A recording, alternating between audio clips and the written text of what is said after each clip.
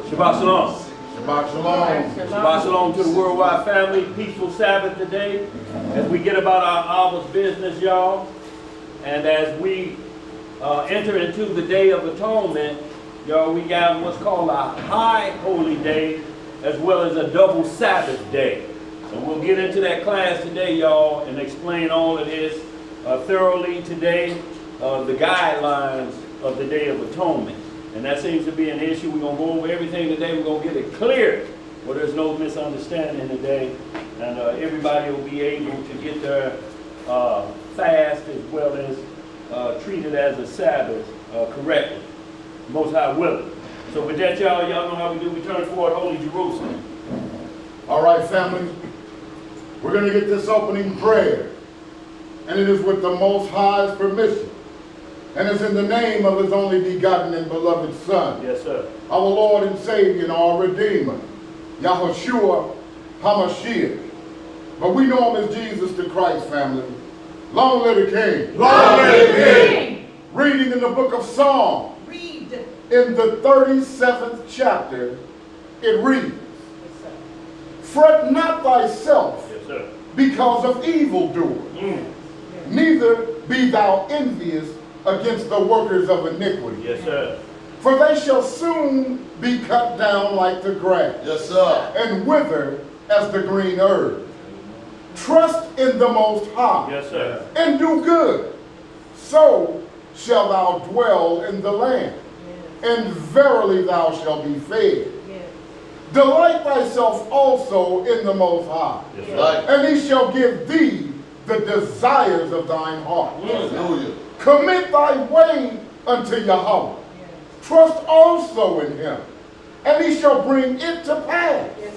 And he shall bring forth thy righteousness as the light, and thy judgment as the noonday. Yes, sir. Rest in the Most High, and wait patiently for him. Fret not thyself because of him who prospereth in his way, because of the man who bringeth wicked devices to pass. Cease from anger, and forsake wrath. Fret not thyself in any wise to do evil, Yes, sir. Yes, sir. for evildoers shall be cut off. But those that wait upon the Most High, they shall inherit the earth. Hallelujah! Selah! Yes, sir. That was powerful. Psalm 37, Yes, 1 sir. through 9. But what the important parts of that is fret not. Right. Y'all, and that fret means don't get, have a jealousy or doubt about why the evil is prospering. Right. You see somebody selling wickedness and they be making money and now they're on TV, fret not. Right. It ain't gonna last forever. It's still, what is it to gain the whole world and do what? Fret not. The Most High say, if you keep my laws, I'll give you your heart's desire. Yes, sir. And triple it. Said, fret not evil men. Don't worry about what they doing over That's there. right. You got to take your mind off of what they doing over there. Y'all, it's going to happen. Right. We were warned evil is coming, didn't we? Yes. The days shall be evil. Yes. But if you keep the commandments, then that evil walk right around you, y'all. It never touch you. And I just want to say, told out our brother Rod, he sent me Yes, that. sir. He sent me that in the text the other day, and I was like, that's going to Roddy be Rod. opening song. No, my brother Rod, Amos bad. Oh, okay, yeah. Every day he give up. Yeah, he said in scriptures of inspiration. Yes, sir. Up there in Minnesota. Yeah. Yes, sir. So, y'all, before we get going, y'all know how we get down. Just want to shout out our sick and ask for continual prayers for the family, for our Acha over in the homeland, and Sister Yisraela. The house of Uriah, Sister Hananiah is coming along well. Sister Stacy, her father, mom, they maintaining well. Just got to continue to pray for them. Yes, And then also Sister Nessa out of Tennessee, her cousin is having a blood issue. Sister, trying to see this, Narita, I believe that's her name, is where they actually almost had to leave her chest open to make sure the blood was circulating like it was supposed to, y'all. So definitely need some prayers there. Yes, sir. And our sister Sharif, who brother's homegoing was today, so want to continue to lift her up in prayers, as well as our Thomas and our Tobias. You know, their mother homegoing will be this coming Thursday. Also want to send. Go ahead. Prayers for the house of Azariah. They lost their grandmother, the matriarch of their household. Grandma gone, boy, when? A few weeks ago. What? Yeah. Boy, they sure didn't know that now. I want to send also continue prayers for our sister Karen. She battled right through some symptoms related to the plague that's been hitting this earth for a couple years, but she bounced back, say her smell is strong. Glory. Yes, sir. Oh, praise. Hallelujah. Give it. There's some onion stew they cooking at that restaurant next door. The smell is reaching blocks. The fragrance. Yeah, that frankincense. Actually, that aroma that brother, right? Sister Miriam made. Yeah, actually, that frankincense got in there. And that's why the priest would always use a burnt frankincense in the temple, because it helped with the body. It restores, like hyssop, they would say, make him whole and clean.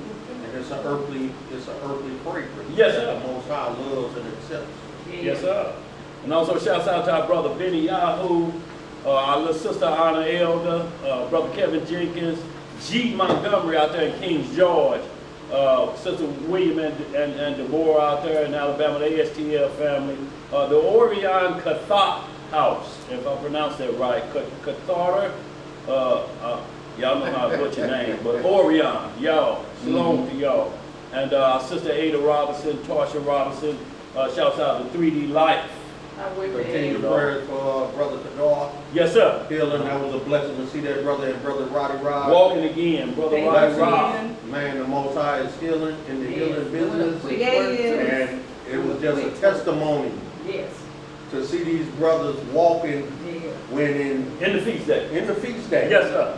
And these were brothers that were probably counted down by the physicians and things of this nature. Kadar wasn't meant to be walking. Right? No time. No soon, more. let alone be at a feast day chilling. Roddy Rod just had a heart attack and a stroke, Yeah. Smile. and he's smiling at the And he's feast a day. youngster. I seen he still had jokes. Man, the way he was smiling. You really don't need nothing back there. He walked up carrying a cooler at the feast day. Who was that sitting? He walked up to the feast day carrying a cooler. Walk up carrying the food. Ain't that now? That's the Most High wonderful, y'all. That's wonderful, brother. So y'all, let's get some more healing while we're here today Yes, with this holy day of atonement. Go ahead. Todd Shepherd to prayer. Todd Shepherd, Todd Shepherd locked down, so And my continue brother to pray for that. intensive prayer for 4 weeks. He's getting released today. Oh, wonderful, praise. He wonderful. lost a lot of weight, which he needed to. Good. Sometimes things work that way. Right. Well, See, it's sometimes you get force fast. and what you're Right. eating, Yeah. the Lord gave me opportunity. A lot of the meat that he shouldn't have been eating anyway was freezer burned, and I cleaned it out of his freezer in his refrigerator. Oh, that's been sitting in there a long time. So Yeah, you mean to but- tell me something that was frozen is no good? Well, it's See, that lets you when- know flesh will die. But when Right. it, when Frozen. it gets so frozen, God gave me access so that I wouldn't go in there and we wouldn't get in a squabble over you threw my pork and my shrimp away.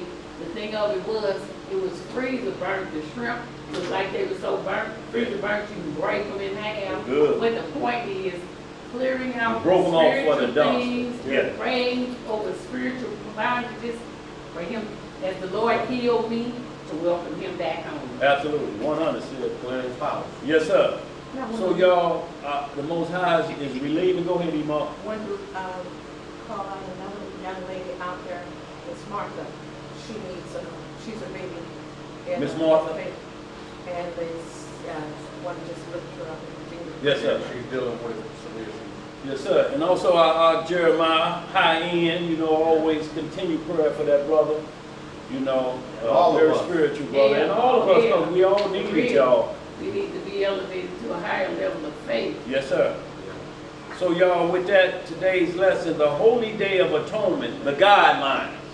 So because there's language in there that looks like it's moving forward, then it jumped back a day before, it's kind of throwing people off. You understand what I'm saying? So we need to get the guidelines of how you get prepared for this feast day that's coming up, or this holy day, Day of Atonement. It's only a feasting of spiritual nature, so to speak. There'll be no food and water involved. But we need to understand that. And we're going to get at it today, and we're going to clear up a lot of matters, because the Messiah is a shadow of all of these things. Yes. Of the Day of Atonement when we was in the wilderness. So we need to get clear on this, y'all, and most high willing we will today. Zeb had to make a quick run. Octobias is still working on some issues, getting his mother's passing and all her estate straightened out. So Zeb had to make a quick run. So if y'all got any questions, Ariel can see him. So with that, y'all, because we're running just a bit behind, we're going to go ahead and get right to it. The Holy Day of Atonement, the guidelines. Y'all, once again, this boils down to priesthood, y'all. Once you know and ask whoever you start talking with about the priesthood, those are the guidelines. If you don't start, shalom. Just talking about it. Yes, sir. If you don't understand these things about the priesthood, you're going to always get tangled up in Scripture. And it's going to lead to commandments of men. Once you know who your priest is, once you know who's the savior of your soul, we ain't talking about men think they can save flesh. They may make it last a little longer, put a band-aid on it, and sew it up. But we're talking about your soul. And a priest who's responsible for your soul. So we're going to get into that today, y'all. Any questions or concerns before we get started, bro? No, that's not that. Okay, let's get right at it. Leviticus 23 and 26. We're going to get some understanding today on our doctor's appointment, y'all. And believe it or not, this is one of our highest doctor's appointments based off of this. We blew the trumpet last weekend, and Cuba will be getting that video up soon of the Feast of Trumpets. Now we're moving into Leviticus, I'm sorry. 23. Yeah, Leviticus 23, verse 26. And so we had trumpets. They rolled just like that called the fall feast. Trumpets where we had to blow the trumpet and shout out. Tell Israel what their faults are and your own faults. Yes, sir. Then we move into atonement to where you cleanse yourself out to be worthy. And then we move to tabernacles, which is the feast of the Lord, or the harvest for the world. Yeah. But if your soul ain't no right, ain't no need you coming to the feast. No. You're going to mess the feast up. Yep. So if you do atonement and 4 or 5 days later, you got your mouth still twisted up, you know, your nose turned up, it's a problem. Your atonement needs to be addressed. Right. Atonement was a blemish. Yeah. It was in vain, a waste. And y'all, and this was what was called our New Year's resolution. If you understand what I mean by that, because this is what's considered the civil year. This is where you count technically almost like from the sun. Our feast days mostly go from the moon. But when you talk about Day of Atonement, because it was considered the New Year's resolution. It's what all of that drama you had all year. Get it out your If you can get this out your system, it say if you do this fast and treat it as a Sabbath also, you'll get rid of them strongholds. How bad do you want it? That's right. Thank you for this. Now, if you just doing it as just because everybody else is doing, man, you hear it's Day of Atonement, what we supposed to do? Atone for your sin. What we got to do? Just say if anybody sent out a text, anybody I offended, I'm sorry. Well, how long could that list be? Man. When the script tell us, instead of being a friend, just don't be an enemy. Right. You ain't got to have no friends. You can be at home by yourself. Your only friend is the Most High and the Messiah. That's right. Any physical friend, just don't have no enemies that when somebody see you coming, they look and say, here come, look at this. Not this. Not this. Look what the cat can draw again. Right. See, and if you have that many atonements that you have to make up and say, if it's anybody, you don't know how long the list is. You don't even know. Blank So that slate. means you don't have control of yourself that are the words that's coming out of your mouth, that the list could be innumerable. You know what I'm saying? Yeah. That list could run down to the arch from here. Right. Let's get it, y'all. What about somebody You on the been on list the road. that didn't see the message? Right. Somebody on the list and didn't see the message. What happens after that? Right, he's still mad. He's still mad. I went through atonement, you didn't hear. I ain't heard nothing. Right. Go ahead. All right, family. We're going to be reading in the book of Leviticus, chapter 23. Yes, sir. We're going to start the reading in verse 26.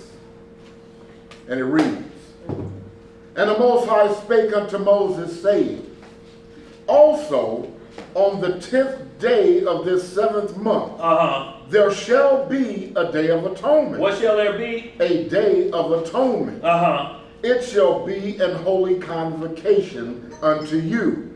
And ye shall afflict your souls, and offer an offering made by fire unto the Most High. Now you see, he said afflict your soul, not your flesh. This ain't got nothing to do with the flesh. This ain't about making your flesh correct or whatever. This is about your soul that should be controlling your flesh. And when it has a stronghold, your flesh can't recover because it's the weaker vessel, so to speak. Yeah.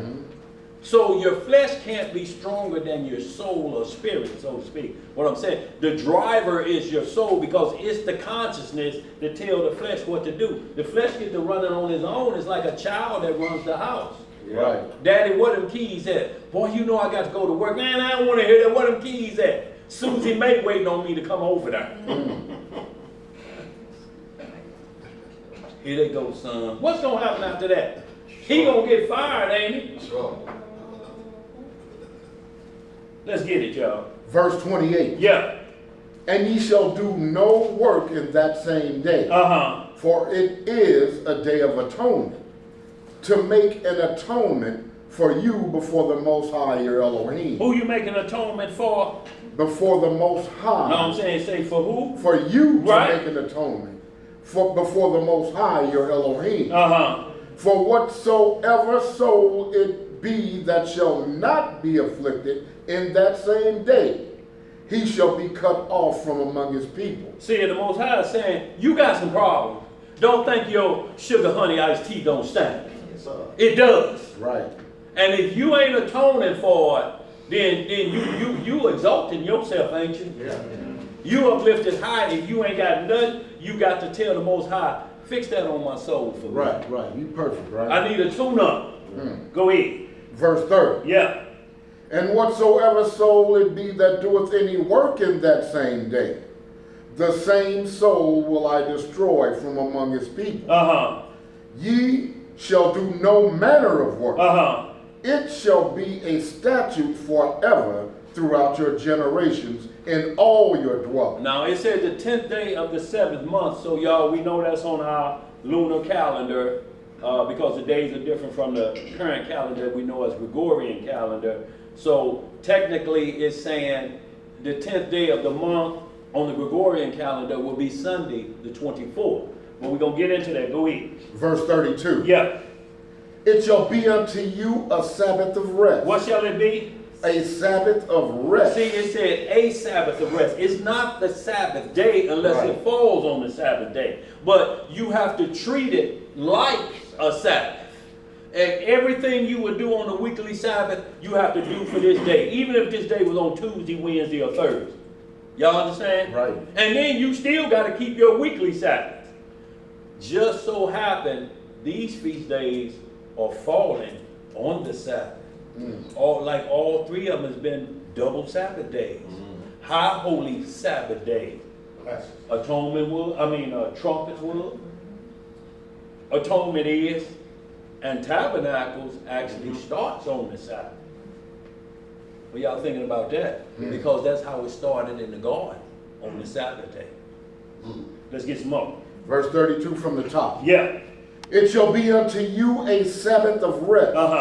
And ye shall afflict your souls in the 9th day of the month at even. At even unto even shall ye celebrate your Sabbath. See, now that's a problem for a lot of people because it started on the 10th. Now how we in the 9th day? What's going on here? What you got back there, bro? What if we have to work for the heathen say, you you're gonna lose this job. Well, that's understandable, bro. That don't mean you don't have to keep the fast. Right. You know, so you have to work like you do any other. If you work the normal Sabbath and you ask the Most High, deliver me of this. Or what you have to do is start to put in those days early. See, this is why it's so important. Sis sent out the weekly, Jake have a running calendar. And it counts down to the minute of the Sabbath day or of the feast day. Sis sent out all of the feast year calendar to everybody.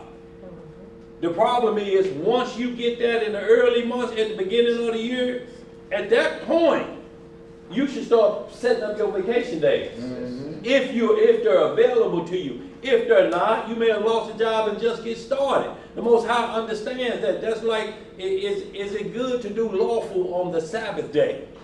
If you got to feed that house, all he's saying is, it may be a little bit rough for you, but look, you still won't be able to eat and drink. The reason he wants you to keep it as a Sabbath is because people do hard labor. Yeah, right.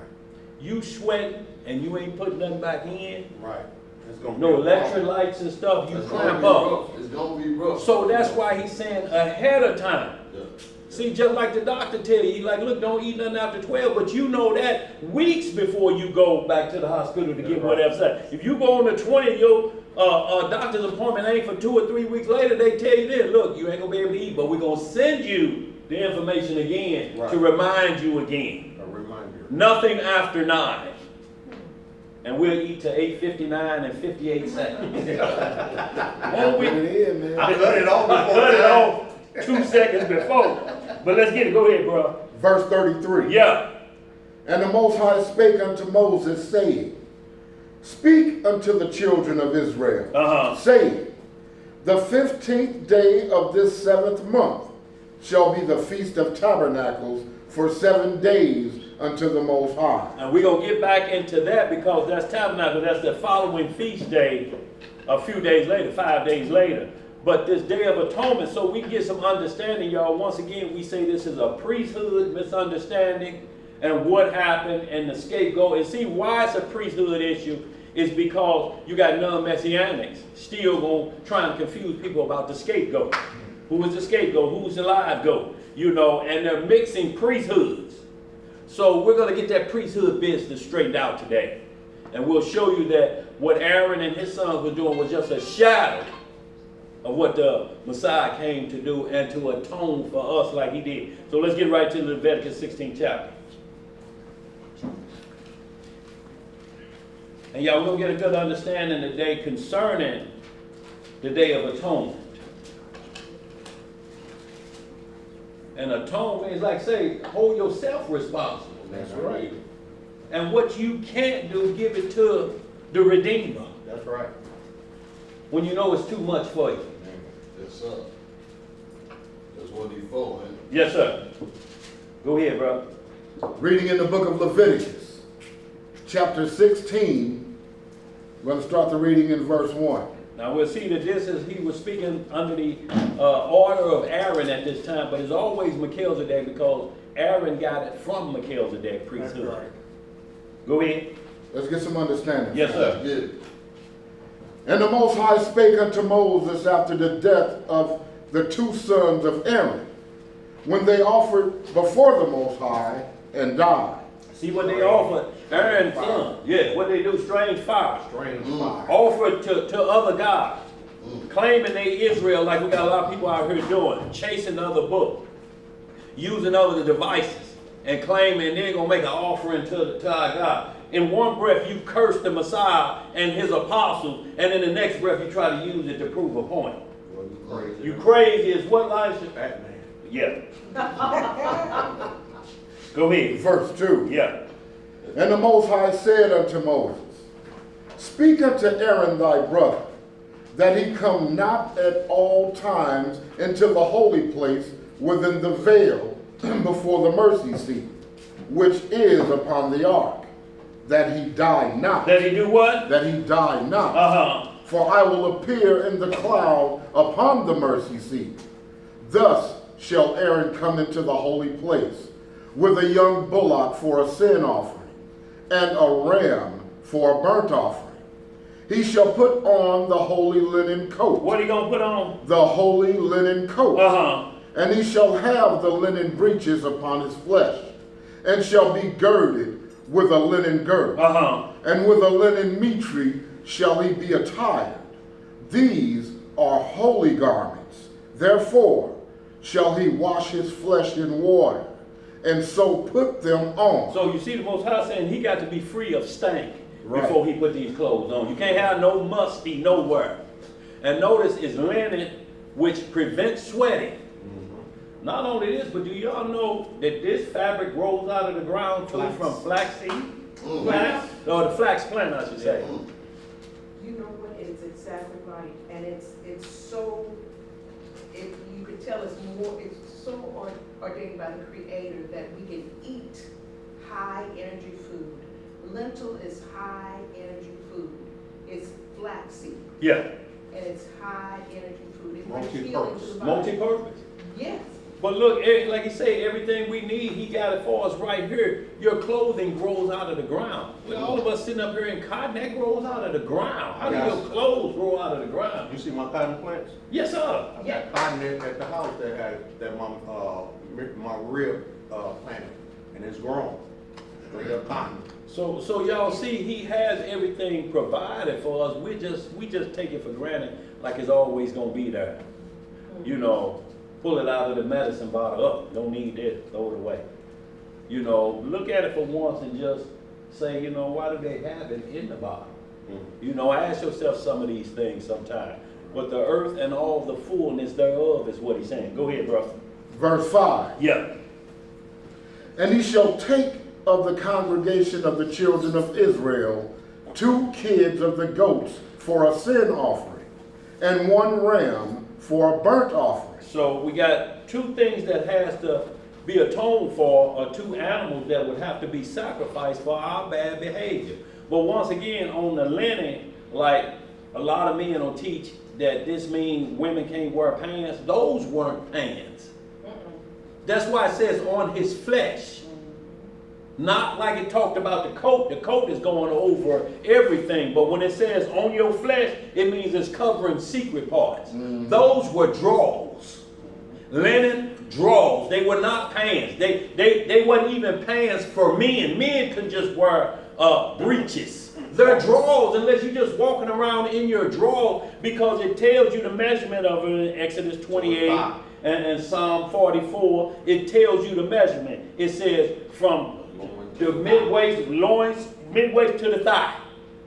Now, what pants are men wearing like that unless they hot pants? And look, and it can only be Aaron and his son. Look, it wasn't even for the rest of Israel. It was only for the high priest. Regular Israel couldn't wear them because they were holy garments Right. to prevent sweating. And notice, even after he take them garments off, take another bath. That's right. Because it won't let you sweat. It won't take another bath. Y'all, it's why people always wear linen in the summertime. It ain't just for a white party. Right. Right. You wonder why you've been electrified and ain't sweating? That's the reason. You got on linen. Let's get some more. Verse 6. Yeah. And Aaron shall offer his bullock of the sin offering, which is for himself. Which is for who? For himself. And make an atonement for himself and for his house. See who we had to make atonement for first? Yes. His house and himself. That's why we can't look at men like the Messiah, because they have to cover their own transgression. The Messiah had no transgression. Yes, sir. And they'll put a man above him, one that always full of sugar, honey, iced tea. Right. Let's get some more. Verse 7. Yeah. Come on. And he shall take the 2 goats and present them before the Most High at the door of the tabernacle of the congregation. And Aaron shall cast lots upon the 2 goats, and 1 lot for the Most High, and the other lot for the scapegoat. And so when we talking about lots, y'all, we're talking about cast, and it was almost like dice. He would throw, or he would check the Urim and Thummim and see which one that them onyx stones fell toward. One gonna be for the children of Israel, and one gonna be for the sacrifice of the Lord. Go ahead. Verse 9. Yeah. And Aaron shall bring the goat upon which the Most High's lot fell, and offer him for a sin offering. That's right. But the goat on which the lot fell to be the scapegoat shall be presented alive before Yahweh, to make an atonement with him, and to let him go for a scapegoat into the wilderness. So what is all this is saying? It's saying, one, we got to give the Lord a sacrifice. That was the first one. He's due that. He was due that when Noah came off the mountain. First thing Noah did was offer the sacrifice. They're sin-free. Yeah. They've been washed clean. They made it through the flood. Why is the Lord asking for a sacrifice? Because he's due one. You would hurry up and give one, wouldn't you, Elijah, to see that flood water gone? For his greatness, his mercy. And the scapegoat is for Israel. But we're going to see a process that took place with the Messiah in the New Testament. Go in. Verse 11. Yeah.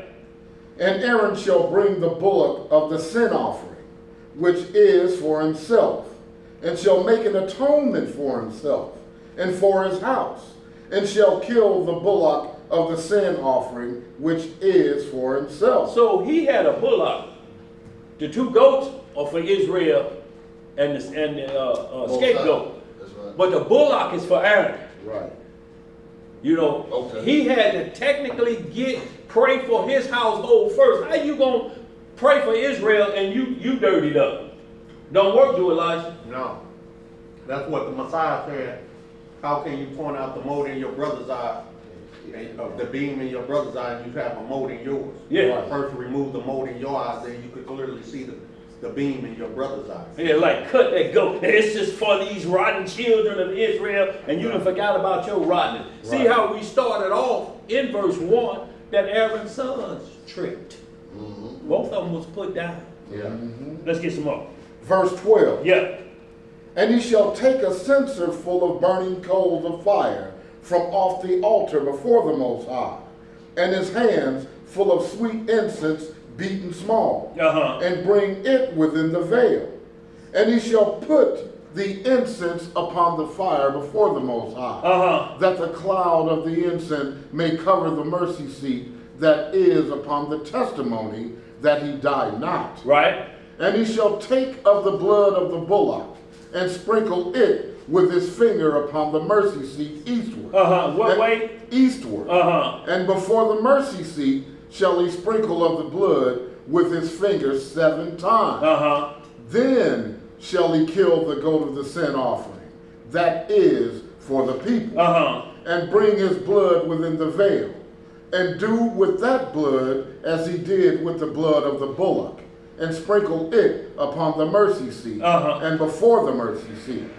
And he shall make an atonement for the holy place, because of the uncleanness of the children of Israel. Because of the what? The uncleanness of the children of Israel.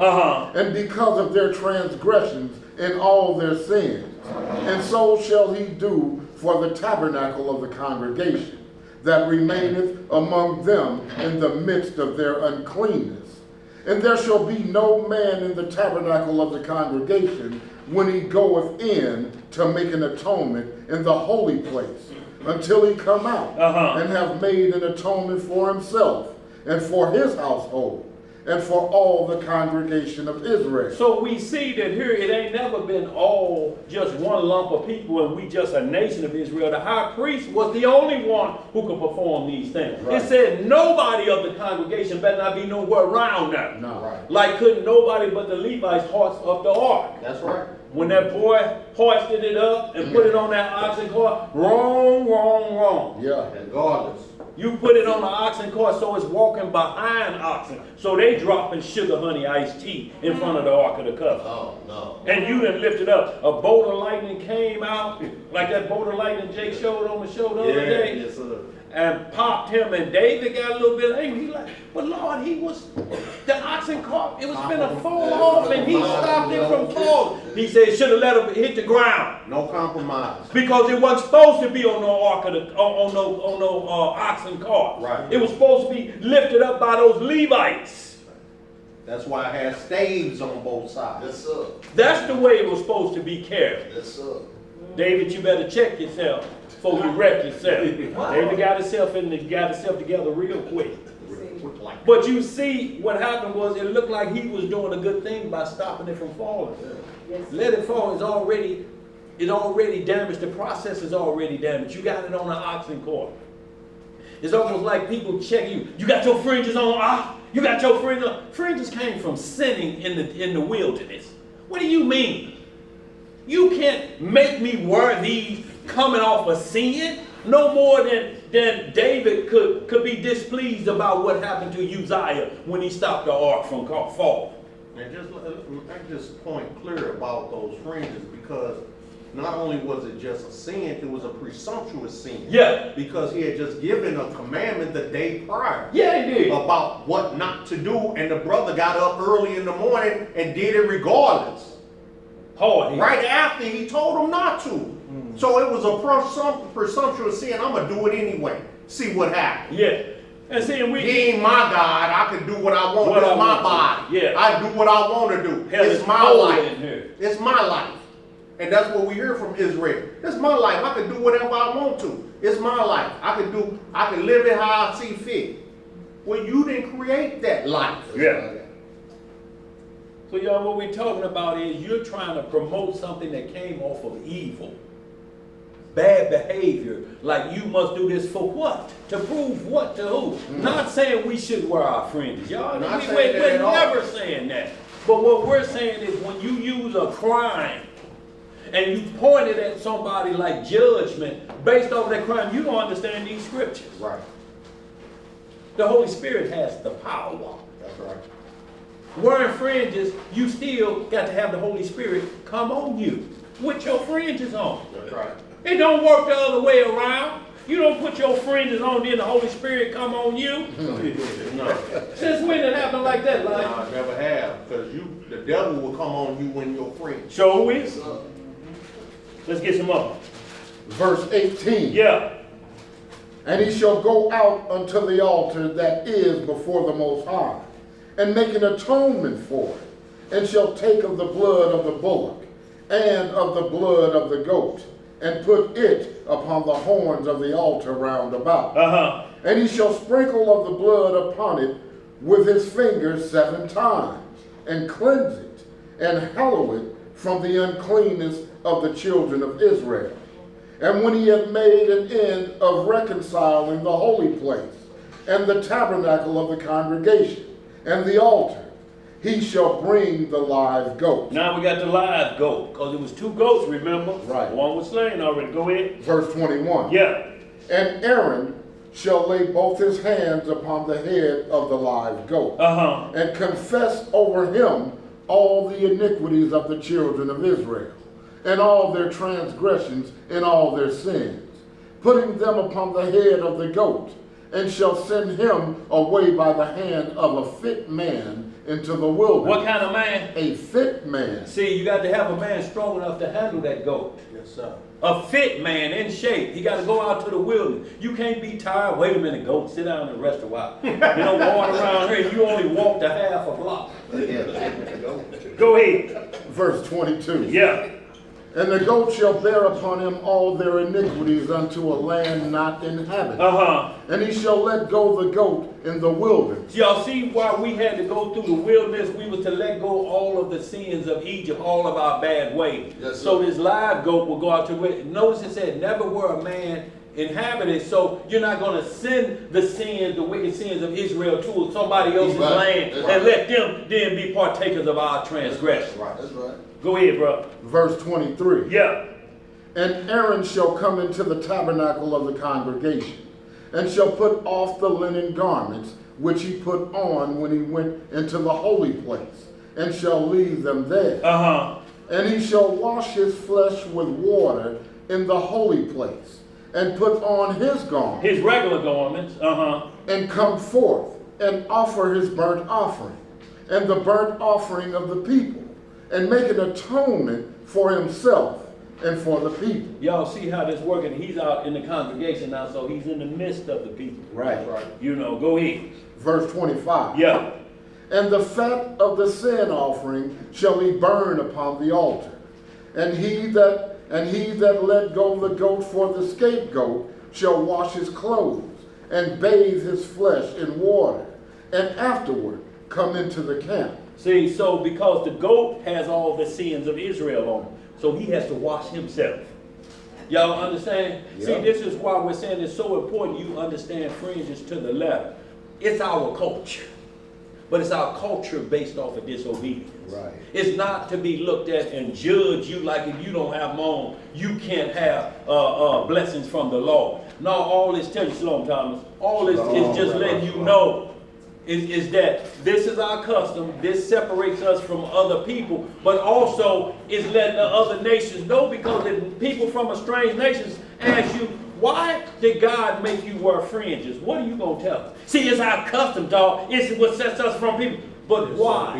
Why did it start? What are you going to tell them, Elijah? We just supposed to wear it. You ain't no Israelite either. So miss me, player. No, you can't do that. You're going to have to answer those questions. Let's get some more. Yeah. Verse Yeah, 27. that's that peasant sound. Peasant. Go ahead. We're in the book of Leviticus chapter 16 and verse 27. Yeah. And the bullock for the sin offering, and the goat for the sin offering, whose blood was brought in to make atonement in the holy place, shall one carry forth without the camp. And they shall burn in the fire their skins, and their flesh, and their dung. Yes, sir. And he that burneth them shall wash his clothes, and bathe his flesh in water, and afterward he shall come into the camp. Y'all see how we were a clean people? He ain't smell like Y'all, smoke. look, no smoke. But what we're talking about is wash yourself, because you've been you've been dealing with iniquity, so to speak. Right. See, keep yourself clean. We got people out here now talking about doctrine. Don't wipe your rear end when you let loose next to a tree, or don't brush your teeth. Dr. Baptist. Yeah, that's bad. I'm talking about teeth look like you just ate the jumbo size of butter popcorn at Wernberg. And you talking about don't brush them, it's natural.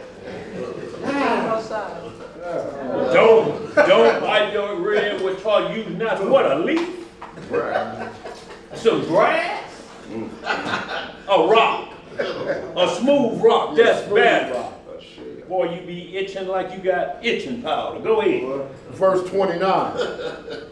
And this shall be a statute forever unto you. What shall it be? A statute forever unto you. That in the 7th month, on the 10th day of the month, ye shall afflict your souls, and do no work at all, whether it be one of your own country, or a stranger that sojourneth among you. Or what? Or a stranger that sojourneth among you. One law for Israel, one law for the stranger, the same law. If they with you, they follow the same rule. That's right. This ain't hard, is it? Not at all. So, y'all, and then how that start off, this should be a statute forever. We got people even trying to manipulate that now, saying, well, statutes and commandments are different from law. They all the same thing. You have a commandment. Do this on the 10th day. Right? That's the statute. That's the commandment. And this is the law. This is how you do it. This is the instruction. And then we got statutes. Statutes explain if they're violated. It's like a Reverend Nat Turner, he said, man, they threw this. I said, don't listen to that. A statute ain't nothing different. They all belong to the commandment. Right. The law belongs to it. It's the order of God. It's His words telling you how to obey. It's law, statutes, and judgment. The statute is like, if you murder, there's no what? Statute of what? So ain't nothing we can write to get you out of this. There ain't no recovery plan. If we get you 50 years from now, you still must pay the penalty for that. That's the statute. Y'all understand? It explains the law and the punishment. Like we have statutes in this stuff. That crime is a misdemeanor, 3rd degree. It requires at least a $500 fine or 3 years probation. Those are the statutes of breaking the law of this land. Y'all understand? But they try to make you think they're all 3 separate things because they can't line it up in the Bible. If we line it up like that in the Bible, then the Bible is not tampered with. So we'll make you think commandment is different from law, and statutes is different from law, and commandments, and precepts are different. Precept means, when you look it up, rule of law upon rules of law. They must match. You up. can't have no precept over here. He got a precept, I got one, and Ariel throw his lot down, his precept win. Seven, yeah. No, y'all. Law, statutes, and judge. Just like when you go in America's court system, Yes, they sir. say you violated this law Yeah. under this article, under this ordinance. So they're all attached to that same law. Yeah. But there's an article and ordinance Yeah. that fall under that law. And statutes that tell you And how long the crime Right. will run. So Right now, that pole light, he's running some statutes. When he get out for 10 years after he do these 7, and then he do 10 years probation, the statute is you cannot be around children unsupervised. Right. That's the statute of what the crime you committed. You better not be around a child by yourself. It better always be somebody there like this, That's right. watching you. That's the statute. And if you violate that statute, we're going to make you do the full time, the full 17 years. How you going to like that? Going back. Now shoot holes in that. Like you shot holes in the Bible. That's right. Let's get some more. He gonna be real polite in prison. Yes, sir. Yes, sir. Telling jokes and all Yes, that? sir. Be real polite. Go ahead. Verse 30. Yeah. For on that day shall the priest make an atonement for you, to cleanse you, To cleanse who? to cleanse you, Uh-huh. that ye may be clean from all your sins before the Most High. Y'all, this once a year, y'all, you get a chance to get your slate washed clean. Yep. If we miss that doctor's appointment, don't you know your slate's still full of sin? This was our New Year's resolution, not January the 1st. Get some more. Verse 31. Yeah. It shall be a Sabbath of rest unto you, Uh-huh. and ye shall afflict your souls by a statute forever. Y'all, did y'all just see, we just read in Leviticus 23 that it's a statute forever for the children of Israel. When he get through with that, we're going to go over the date, because it started on the 10th day, then it went back to the 9th day for the Sabbath. And we're going to get that clear so you don't be misunderstood. It ain't going to mess with the times or anything. It's just prepping you and giving you the correct guidelines when to start your Sabbath. Because you have to rest before you go into the Day of Atonement. You can't be all wore down and you go into the Day of Atonement, so you sleeping most of it from being tired. What sins is being lifted in? You can't even meditate. You wore out. Yep. Let's get some more. Verse 32. Yeah. And the priest, whom he shall anoint, and whom he shall consecrate to minister in the priest's office in his father's stead, shall make the atonement, and shall put on the linen clothes. Y'all see that? It says the priest. Y'all, we keep hearing the priest. Notice all these people won't talk priesthood. You can save a lot of time. You can save a lot of getting drawn into debate. Just start off. Who's our high priest? Before you even get started, that will save you countless amount of time, and then you don't have to lash out at them. You won't learn nothing, don't want to hear nothing, to hell with you. And then make you curse with your tongue because we ain't got the order correct.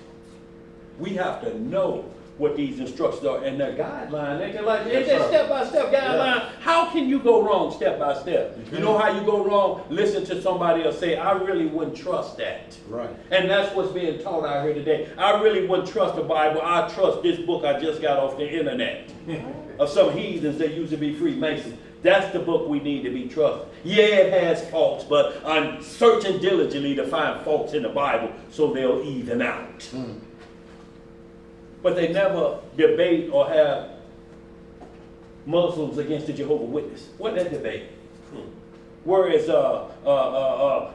this book of these strange white men against Egyptology. You know why they don't go against each other? Because they all under the brotherhood of Freemasonry. Yeah, they all are the same. They're the same bird of the feather flocking together. That's why they can be non-messianic and messianic, and they'll argue with one another, but then they'll still say, but you still my brother.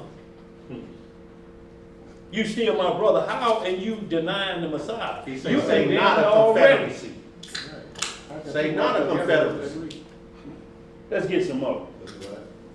The end of verse 32. Yeah, Even the holy garments. Verse 33. yeah. And he shall make an atonement for the holy sanctuary. And he shall make an atonement for the tabernacle of the congregation, and for the altar. And he shall make an atonement for the priest, and for all the people of the congregation. And this shall be an everlasting statute unto you, to make an atonement for the children of Israel for all their sins once a year. How long? Once a year. And he did as the Most High commanded Moses. How we can't get ready for just something this last once a year? Just once a year, and we behind the 8 ball lights. But this is what I want to do. So I don't know if I'm gonna get up next to that camera. Zeb will be back shortly, hopefully. But this is a double high Sabbath. Man, I need some. Who got some platforms? I can't reach way up there. Can y'all see that?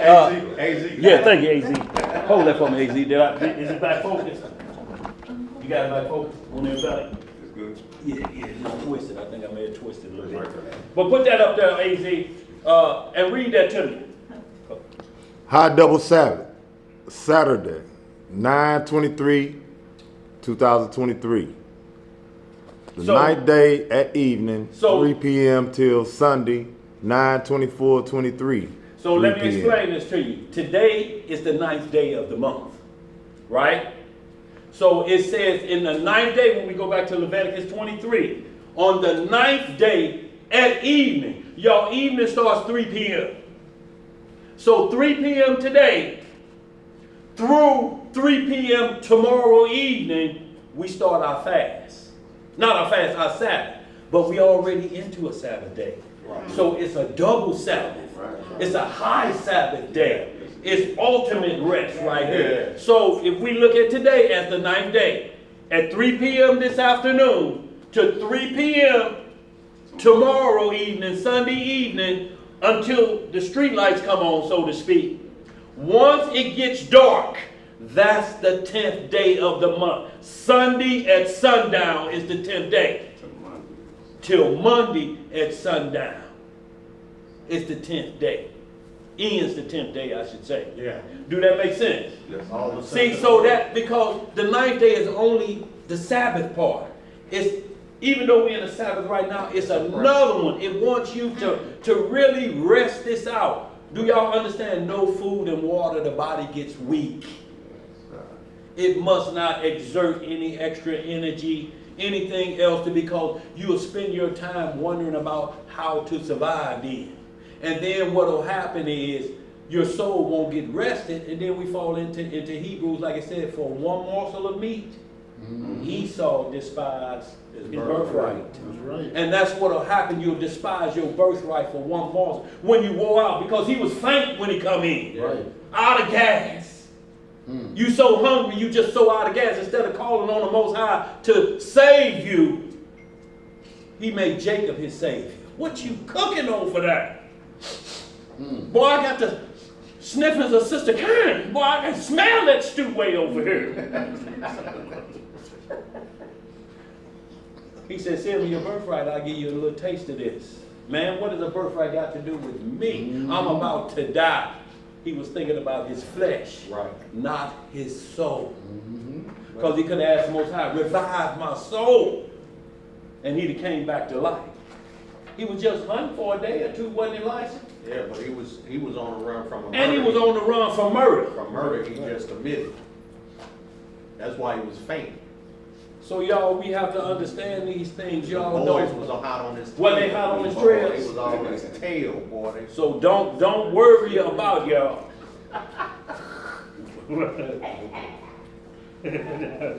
Well, she took off running, so I can imagine she told. Go ahead. Where y'all going, bro? Okay, so now y'all, oh, I need that paperback, AZ. It's ain't called by memory like I used to. So y'all, once again, high double Sabbath, Saturday, which is today, 9/23, is the 9th day at evening, so 3 p.m., technically 3 p.m., y'all, we're going into another Sabbath. We already in the Sabbath right now, so just picture it. It ain't going to end at sundown today. It's going to extend till tomorrow, 3 p.m., till the streetlights come on. Do that make any sense? Yeah. You're just extending your Sabbath. When we was in the carnal world, it's like giving you Christmas Eve and Christmas Day off. It's like Passover and the Feast of Unleavened Bread. These are the only 2 days that have you add a Sabbath day from evening to evening, not sundown to sundown. That's a complete day. We're talking about evening, part of one day into the next day. Just the evening parts. I know y'all seem like a whole lot right now, but you'll get it. All you have to do is remember 3 p.m. today. We're into a double Sabbath rest, and then one falls off at sundown, the weekly Sabbath, and the Day of Atonement Sabbath keeps going, and you into your rest, you keep going until between 3 p.m. and the street lights come on tomorrow. And as soon as the sun hits on the 24th, Sunday at sundown, that starts your Day of Atonement. It's a new day. It's the 10th day. It starts your atonement and ends at sundown Monday. Ends the Day of Atonement. Go ahead, Tom. But if you're already practicing, in this walk, a lot of times you be like some people are already fasting. Already fasting early? Yeah, some people are already fasting. Well, that's outside of the guidelines. If it all depends on what they're fasting for. If they into something else, they may have a stronghold on them and it's time, but you can't blend yours into this one. See, this is what we're talking about. That's why we're going to finish this with Isaiah 58. My feast should not be done for your pleasure. That's right. If your pleasure, you got something else you're working on, that's what you working on then. But the Most High got to have his worked on now. Right. You understand? If you're supposed to go over Willie's house, he gonna wrap your ankle up. But you got a doctor's appointment, you're supposed to be at an hour early. Don't go Willie's first. Go where you're supposed to go now. You could have did that yesterday or the day before. Don't shortchange the Lord on his day. That's all we saying, brother. Not saying fasting is always good any day of the week because he tell you that it clear, but you can't run them into each other. Right. Save that for this. Now, if it comes up to that, cut that first one off and then transition it into this Day of Atonement. Move it over here for this one. Right. Lord, I took it up to this point. Can you take it from here on? But don't blend yours in. I'm already fasting, dog. I'm in the day 13 of mine. I'm trying to do 20. You can't add that in here because you'll say tomorrow is 21, and then you keep count Sunday 22. You'll still be on your cycle. Right. Do your cycle on your own time. That's right. Go ahead, Tom. So you see, this is why I say some of the things that I say sitting out here. You know what I'm saying? So it could be explained for whoever. Absolutely. Right, Listening. Absolutely. Might have the same question. Exactly. And that's how we supposed to get down, y'all. We ain't supposed to be debating and running a time clock on what he just said. What he's speaking for, and maybe 2,000 other people that's thinking the same thing. That's right. And we have to clear them up, not have them at odds, and then you roll with this side or you roll with this side. What you got, sis, now? In the chat, it looks like they're struggling with, or there's a question about time zones. They thought it was sundown to sundown, and what to do if you have to take food with your meats. Okay, yeah, and that's what we have to come up to. Food and medicine. Time zones is what your time zone is. Right. That's right. That don't change. See, Israel is 8 hours ahead of us. If it's telling them is that at their time, 8 hours for us, we 8 hours later, you work your own time zone. It's the same thing. That's why the Messiah always used the sun and the moon should be blocked out. So one half of the world can't say, well, we didn't get it yet, it ain't dark over here. That's why he say all lights blocked off. It's going to be a one-time event. When he was crucified, all the lights went out. One-time event, they say these strange occurrences. This ain't never happened before, all the lights go out. That's right.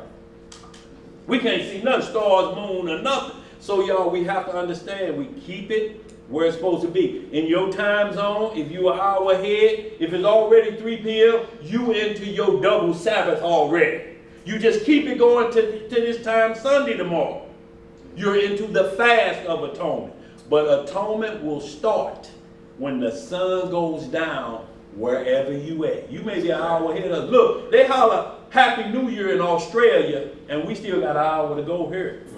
They already into 2024 before we are. What we gonna do? Y'all better back up. But guess what? Everything will be inside of a 24-hour clock before that country gets that new day, the next day. They just a couple hours ahead of you. Yeah, do that make sense? Yeah. But ain't nobody outside of 24 hours. That's right. Because you can't have the sun doing it. You'll never be able to regulate 364 days based off of that situation. You cannot. Go ahead, bro. Those are servants, they always abiding. That's right. Like that one eclipse that happened, that was worldwide, man, and that was supernatural, and it was so powerful when people don't even realize how powerful it was that they was witnessing this. For hours. Right. In the middle of the day. In the middle of the day. It went nighttime. Per night, cows laid down. All over the world. Yeah. Chickens went to sleep, and soon as the Yeah. sun came back up, crowing was out of control. Yeah. Because they thinking it's morning again. Yeah. A lot of the insects and everything. So, You know what's amazing about the eclipse, all that stuff, how people wore back specific glasses and lay flat on their back and all of this, about the darkness come up on the world, but they're not focusing on the light of the world. Well, they don't understand it too. And like I say, they make it a phenomenon. That's why Right. Jeremiah 10, he said, Worship don't be in darkness. dismayed That's Yeah. right. at the signs of heaven. Dismayed is give you some glasses so you can look at what'll burn your cornea. Right. Why you gonna do Or lay something down that they and tell create- you not to do? Create Absolutely. shadow forms and all this. All of that stuff. So what happens is the Planning devil going got you on. making visions. That's why y'all got to be so careful. Like your Jake, so the sky show is coming. Your Jake said all the time, the sky show is coming. You're gonna get a call. Yo, what y'all doing? What y'all doing? We playing some dominoes. Y'all been outside. Look, outside is up in the cloud. We'll go out and look at it in just a second. It's a tense game. It's that boy holding the big six, and I know he got it. We'll go out there, lady, call us back. Let them be dismayed. Right. Because if they saying, unless they're saying the sun and the moon is out, Right. and we don't see anything, if either one is still operating, it's nothing to be dismayed at. When both them lights go out and the stars fall, then you know it's trouble. It's time to holler in. yes. Get that good holler in, and Lord have mercy.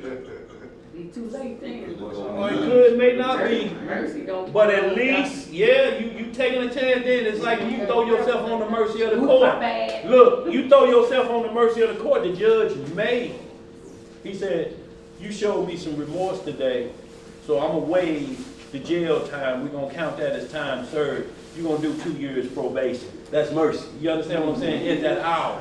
So the thief on the cross was granted mercy at that hour. It all depends on how he judged the heart on why you're saying. He know if you're saying it to get out of trouble because you're only confessing because you got caught. It's a difference when you got caught short for time and you saying, Lord, just have mercy. If he say no mercy, you have to take what you're going to get. No mercy, you got to go. You got to go? Y'all understand that? A living dog is better than a what? Yeah. And it says living dog. So that means before you take your last breath, you got an opportunity to get this thing right, but it can't be because you're looking around seeing everybody else doing it right. Or you end up like Dathan in the wilderness. Dathan put blood on his doorpost. That's how he got out of Egypt. But when he got in the wilderness, he wanted to go back where he come from. So it only lasts, he's just along for the ride. You know what I'm saying? Right. Those are the people you're speaking of, just along for the ride. And when it comes time to test your faith, and if what spirit is truly in you, is it the spirit of evil or righteousness? And at that point, that's when your heart is tried, because he gonna hear it palpitate, and you'll just say yes to anything. Like when he talked about a man that may try to borrow money from him, he said he will kiss your hand. Almost thought I had seen something else, but I said that do say hand. Until he receive it. Right. Then when he receive it, he forgot all about it. Man, you calling me about that little old piece of money where you was ready to kiss my hand. beforehand. You know what I'm saying? Now it's just that little old piece of change. Y'all understand what we're saying? So once again, sister, to answer that question, time zones, do your time zone where you at. Time zones don't matter. When it's 6 o'clock in Israel, what time is it here? It's still, hey, you back up 8 hours, what that put us, 10 p.m. here? You can't say it's the beginning, are we in the daylight hours? You can't, you're behind the sun and the moon. It does that for a reason. Yes. And so that when all the lights go out, it's dark everywhere or it's light everywhere. That lets you know it's a wonderful work then. Something we need to really pay attention to here. Like when the Messiah gave up the ghost, it went dark. Eclipse, everything went dark. The whole land was dark. Couldn't see. Let's get some more. Where we at? We going to The medicine. Thank y'all. Look, medicine. Some people take high blood pressure and it says must be taken with food. Now, I ain't seen no medicine say, and that food includes going to the Golden Corral, you want to stuff your plate, you want to go back and get extras, then you want to take your medicine. See, where is the food level at? Does it mean food like don't take it on an empty stomach? Right.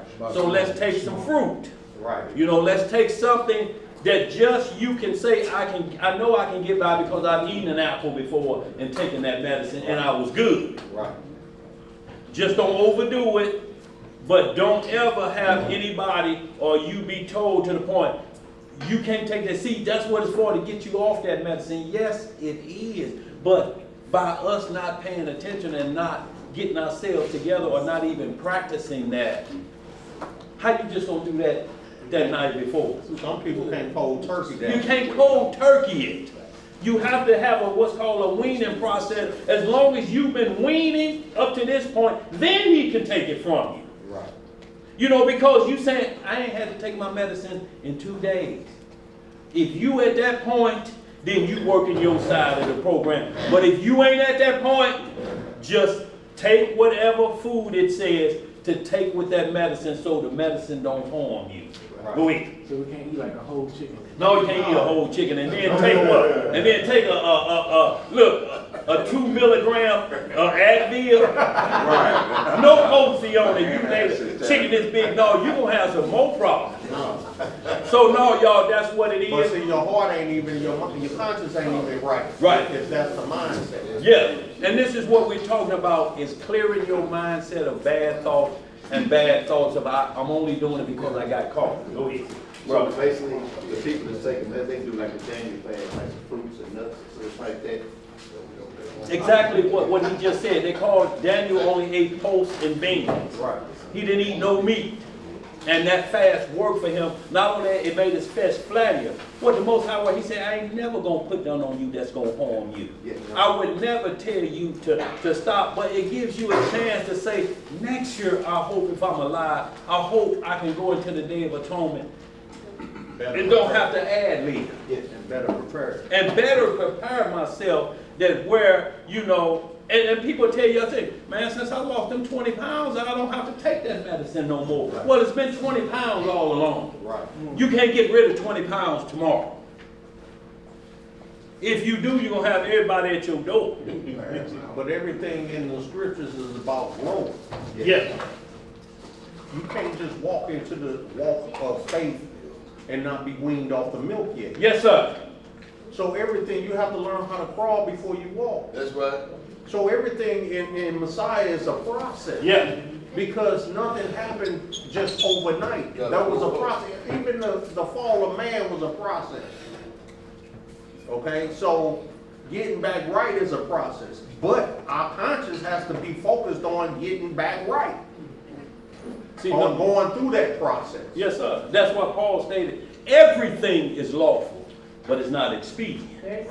Meaning that sometimes laws that you're trying to keep may take a process. It may not be affecting you like it's affecting that individual. Right. So it's a process, but it's still lawful. You still must do the atonement. You can't get out of that because you have diabetes. You may have caused that for yourself. Right. You may have caused these problems over here or over there. You understand what I'm saying? So it don't take account for you creating a problem. You get that problem under control, go up in atonement, and he takes care of the rest for you. Right, because some things are hereditary. Yeah. What are you gonna do about that? Right. It's been passed on from your parents. You can still get it under control. Right. Because if a man turns from his ways, it's just that once it's set in, everything can be corrected. That's right. But you can't correct this from dying. You have to keep that in your mental. I can make it better, but I can't stop it from dying. There's nothing I can eat or drink that will do that. It's going to happen, but I can keep this sane if I keep this under control. And that's all we talk about is staying under control.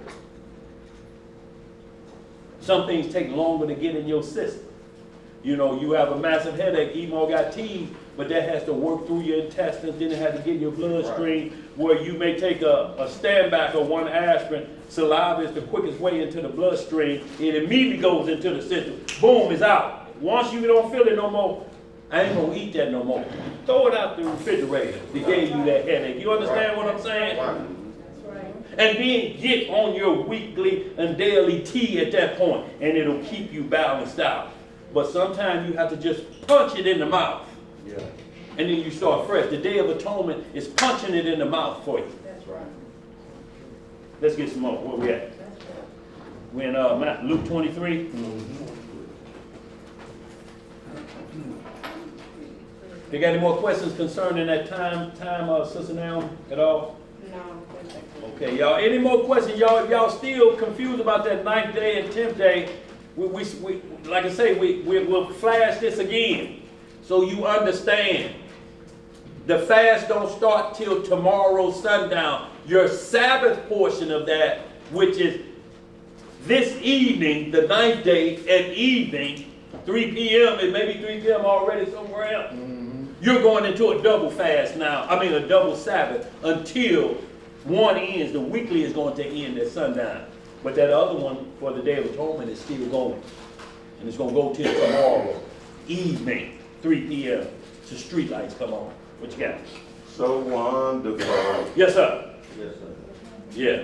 But I'm My glad that God, the you only... are. Yeah, stop it right there. You was good with that. Kind of sound like you're dragging furniture across a hardwood floor. But I understand what you're saying. It is so wonderful. Let's get some more over here. Luke 23. Yeah. Oh, man. And to get you in the studio, we see what Zayna can do with you. You can't turn water to wine. Don't quit your day job, Thomas. Believe me, Thomas, I know what you're saying. I was gonna say, that's good to Shower water loves the way I sing, but that's the only one. Sound good to you. Yeah, it sounds good. They say it sounds good. Just We get never the let go lesson. send you to Apollo. Yeah, go ahead, bro. Beautiful. Luke chapter 23, verse 1. Yes, sir. And the whole multitude of them arose and led him unto Pilate. So what we're doing now is the Messiah is finna fill all of these order of Aaron, so to speak, priesthood. The priesthood is switching.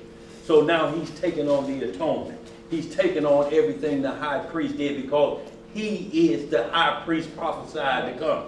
John the Baptist said, he said, I shall decrease, Aaron shall decrease, and Melchizedek shall increase. This is where we at transition is taking place here. And he's walking through just like Aaron was doing with the scapegoat, the goat, and the bullock. Go ahead, bro. Verse 2. Yeah.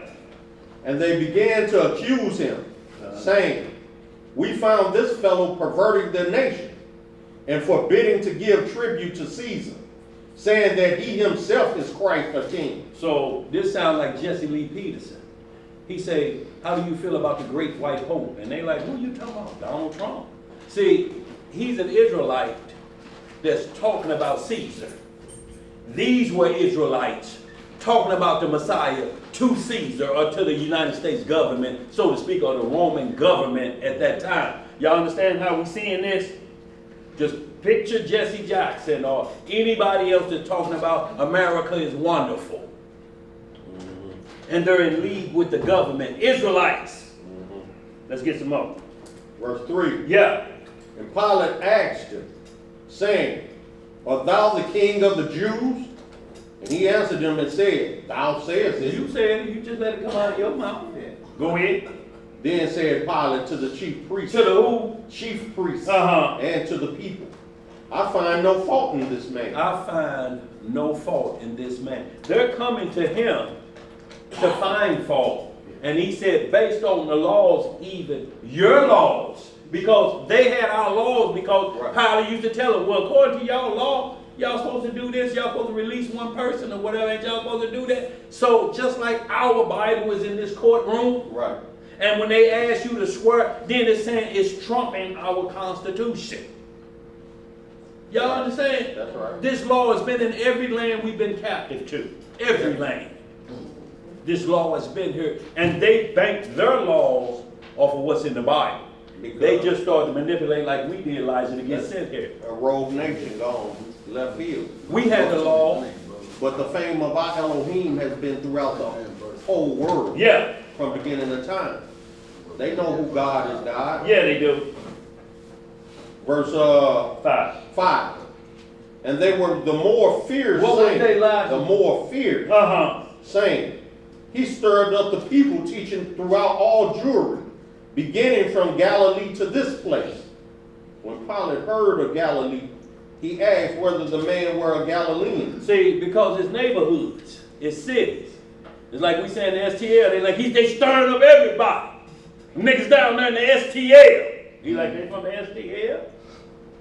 Y'all picturing how we seeing this in our day to day? Go ahead, bro. And as soon as he knew that he belonged unto Herod's jurisdiction. He belonged to what? Herod's what? Jurisdiction. See, it's like you commit a crime in St. Louis, but you live out here, or however it say. No, you belong to St. Louis County. They got to handle that out there. They got to handle this in St. Louis City. That's their jurisdiction. Right, that's under their court system. Let's get some more. And also was at Jerusalem at, let me hit 7 again. And as soon as he knew that he belonged unto Herod's jurisdiction, he sent him to Herod, who himself also was at Jerusalem at that time. And when Herod saw Yahushua, he was exceeding glad. What was he? Exceeding glad. For he was desirous to see him of a long season, because he had heard many things of him. And he hoped to have seen some miracle done by him. Y'all see this? He been waiting on it. It's charlatans all around. He admired. Them chief priests, they loaded with charlatans. Janus and Jambres is all in the midst of them. But he like, that's tomfoolery. That's David Blaine and Chris Angel type of man. He like, man, I ain't seen that, man. We got them around Caesar right now giving false prophecy. Man, that ain't what I want to see. I want to see a miracle. I want to see a man foot bent like this from birth, and then it straightens out. And I'm talking about straighten out right. Let's get some more. Then he questioned with him in many words, but he answered him nothing. And the chief priests and scribes stood and vehemently, thank you. Yeah. I couldn't get it out. Accused him. See, and the Messiah pled the fifth. If you ain't got nothing good to say, don't say nothing. Right. You know, so he pled the fifth on this, and that's what he tell you. Keep your mouth closed sometimes. Learn to listen. Listen to learn. Get some more. 11. And Herod with his men of war set him at naught, and mocked him, and arrayed him in a gorgeous robe. In a what kind of robe? Gorgeous robe, and sent him again to Pilate. And the same day Pilate and Herod were made friends together, for before they were at enmity between themselves. And they the same nation. You understand? It's like Ukraine and Russia right now. Go ahead. And Pilate, when he had called together the chief priests and the rulers and the people, said unto them, You have brought this man unto me as one that perverted the people. And behold, I haven't examined him before you, have found no fault in this man, touching those things whereof you accuse him. So how can he regulate that without the law being there? The law of the Most High. Right. How can he say, I looked over y'all records, and I know what y'all records say? See, that's why we use Public Law 97-280. Yep. If y'all Google that right now, Public Law 97-2A, you'll see Jay have it on the radio station. It says the United States government, according to Ronald Reagan, we hold the Bible as the official word of God. So what that's telling you, whether they play by what he said or not, it's said and put in words and writing and instituted in their law. Like the Cyrus cylinder when we went back to build the second temple, Cyrus wrote it in his writings. The God is God. Let's get some more. Who was that coughing and emo back there? Go ahead. Go ahead, where we at? Verse 15. Yeah. No, nor yet Herod, for I sent you to him, and lo, nothing worthy of death is done unto him.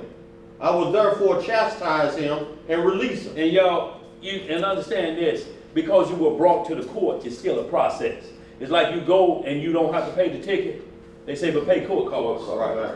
That's still, that's that little bit of punishment. You're like, well, I gotta pay court costs. Man, y'all, they like, look, pay the court costs or we can take this another way. Right. I'll pay the court costs. Thank you. And you it's only $12 or something. We took time to get this matter. Yeah, you gotta pay for the paper and the ink. Right.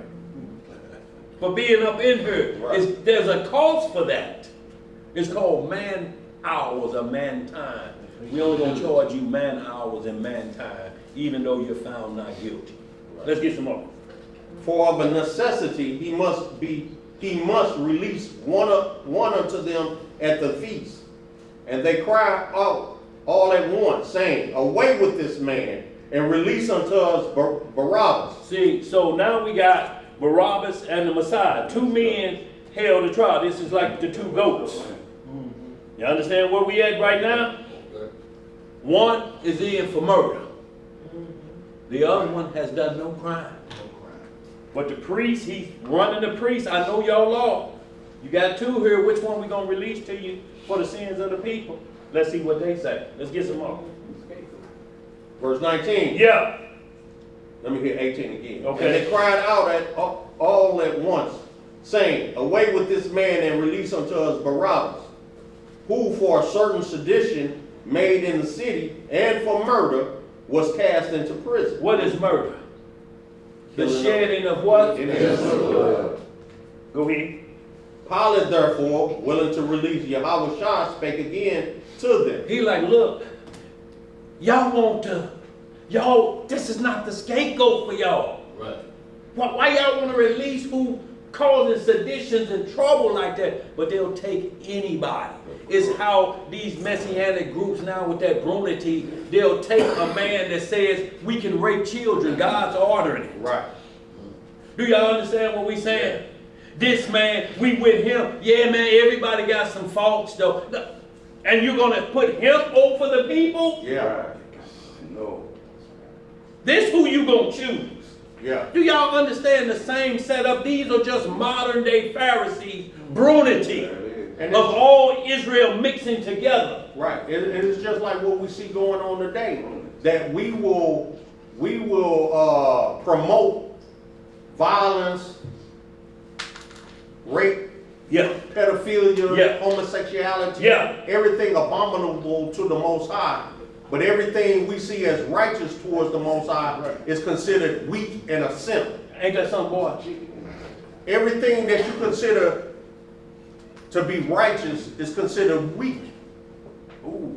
In today's, anything with moral and integrity is considered weak Yeah. in today's society. Opposite of good. Good is evil. Good is evil and evil is good now. Yeah.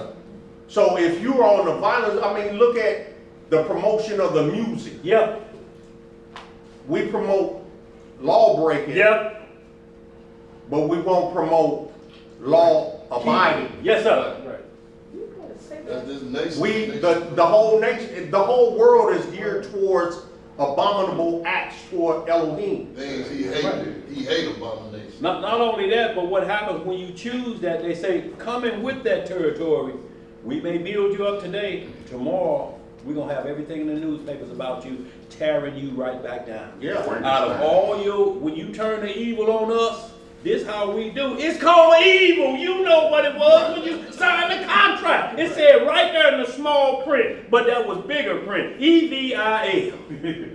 And you notice how the homosexual agenda, what does the Most High say about pride? Yes, sir. Yeah, he don't like that. But they label homosexuality as pride. They'll take the rainbow. And They take the weapon, so it's a direct And so, attack against Elohim. Yep. sticking their finger up there. That's what they doing, bro. Yeah. Yes, That's like sir. Nimrod shooting arrows up to heaven. Yeah. But they say that like a lot of these rappers, they try to do the righteous thing. They kick them out of the industry. They don't want them in there. They don't. refuse You to have. can't go into Satan's stronghold and do righteous. Show He ain't happy. That's an oxymoron. Yeah. It's just like a police saying, I joined the force to try to create good in my community. Right. Well, the whole police force was set up against the community. Right. Right. You can't get in a police uniform and do the oath of the blood oath, the blue blood oath, and then say, I want to save my community. Right. It ain't gonna work that way. They're not set up for helping our community. Right. Serve and protect. But It's now, why- set up to degrade and punish our community under the guise of democracy and serve and protect. And what leads to that, though, not to cut you off, what leads to that, though, is your choice in bad behavior, like bait cards. They don't set up bait cards in Creve Court. Right. They set them up in our neighborhood, but do we have to get in that car that's running with keys you ain't never seen before? No, you ain't never seen this car. You ain't never seen the car, right? But see, that's what I was about to say, but we're the only nation of people who preach this evil and death and hatred against our own people in Yeah. our music. Yeah, And yeah. then everybody else. They can don't promote emulate that in nobody else's Right. genre Ain't no country. or no other No. nationality's Right. music. No. It's not promoted in country music. No. It's not promoted in rock and roll. It's not promoted in nothing but rap and R&B. Yeah, Music that's supposedly made by us, for us, and all that. Right. That's the only place because we are the biggest consumers and don't and the have- biggest influence to the world. Yeah, That's why the Most High says his name is blasphemed to the Gentiles That's through right. us. That's Yeah. right. What yeah. Through us. What you said, brother. Y'all understand, because he sent us, like we had to look at the Nehashatan in the wilderness and Hezekiah had to tear it down. So he sent us to a nation so we could look right at a nation of how we were treating each other when we were at home. So now we get a good look at how we were treating each other at home. We see what further the affliction was. That's what we were doing to each other at home. Yeah. And that's what these modern Pharisee camps are doing today, because they say all the other nations going to be killed and put down. So who will be their servants? So who will they repeat this process for? They ain't teaching them the priesthood. They got them paying double, triple tights to their high priests. Right. So what kingdom is that going to be but the same foolishness that got us cast here? Right. They ain't gonna make it. Because they Freemasons. Right. But y'all, good thing out there on Netflix, we're going to move on. It's a story about Andre Ward, light heavyweight boxer. Father was a Greek, mother an Israelite. Yeah. But you would never know that Andre Ward's daddy was white. But technically got him into boxing. Both his parents were on drugs. He was on heroin, she was on crack. Wow. He lived with his trainer and so forth and so forth. But he finally, felt it's something greater than this. I feel the Most High called him. It's something in my spirit telling me this. Went 32-0. Yes, And sir. all the people saying, why isn't he getting the big fight? Why isn't he getting this? And say, because he says things that's right, like, the spirit of the Lord. Right. I'm not going to go that far, and I trust in everything that the Lord brings forth. They say, don't nobody want to hear that. Ain't nobody paying to come see that fighter. Right. He may show no mercy. He may show mercy. He may do this in the ring. We want somebody that clowns at the podium. Yeah, you get what you got. Come. Yeah, I'm going to tell you. And then I'm going to have your wife when I knock you out. And that's what they want at the podium. Yes, sir. Yeah. Because that rakes in money. Right. Oh, boy, did you hear what he said? And what it is it's belittling your own brother. That's it. Why do you think that dude Charleston White has become so overnight success? Yes, Yeah. sir. I never heard of this cat Yeah, Charleston White. until All the buffoonery and the clowning he doing with his own brethren.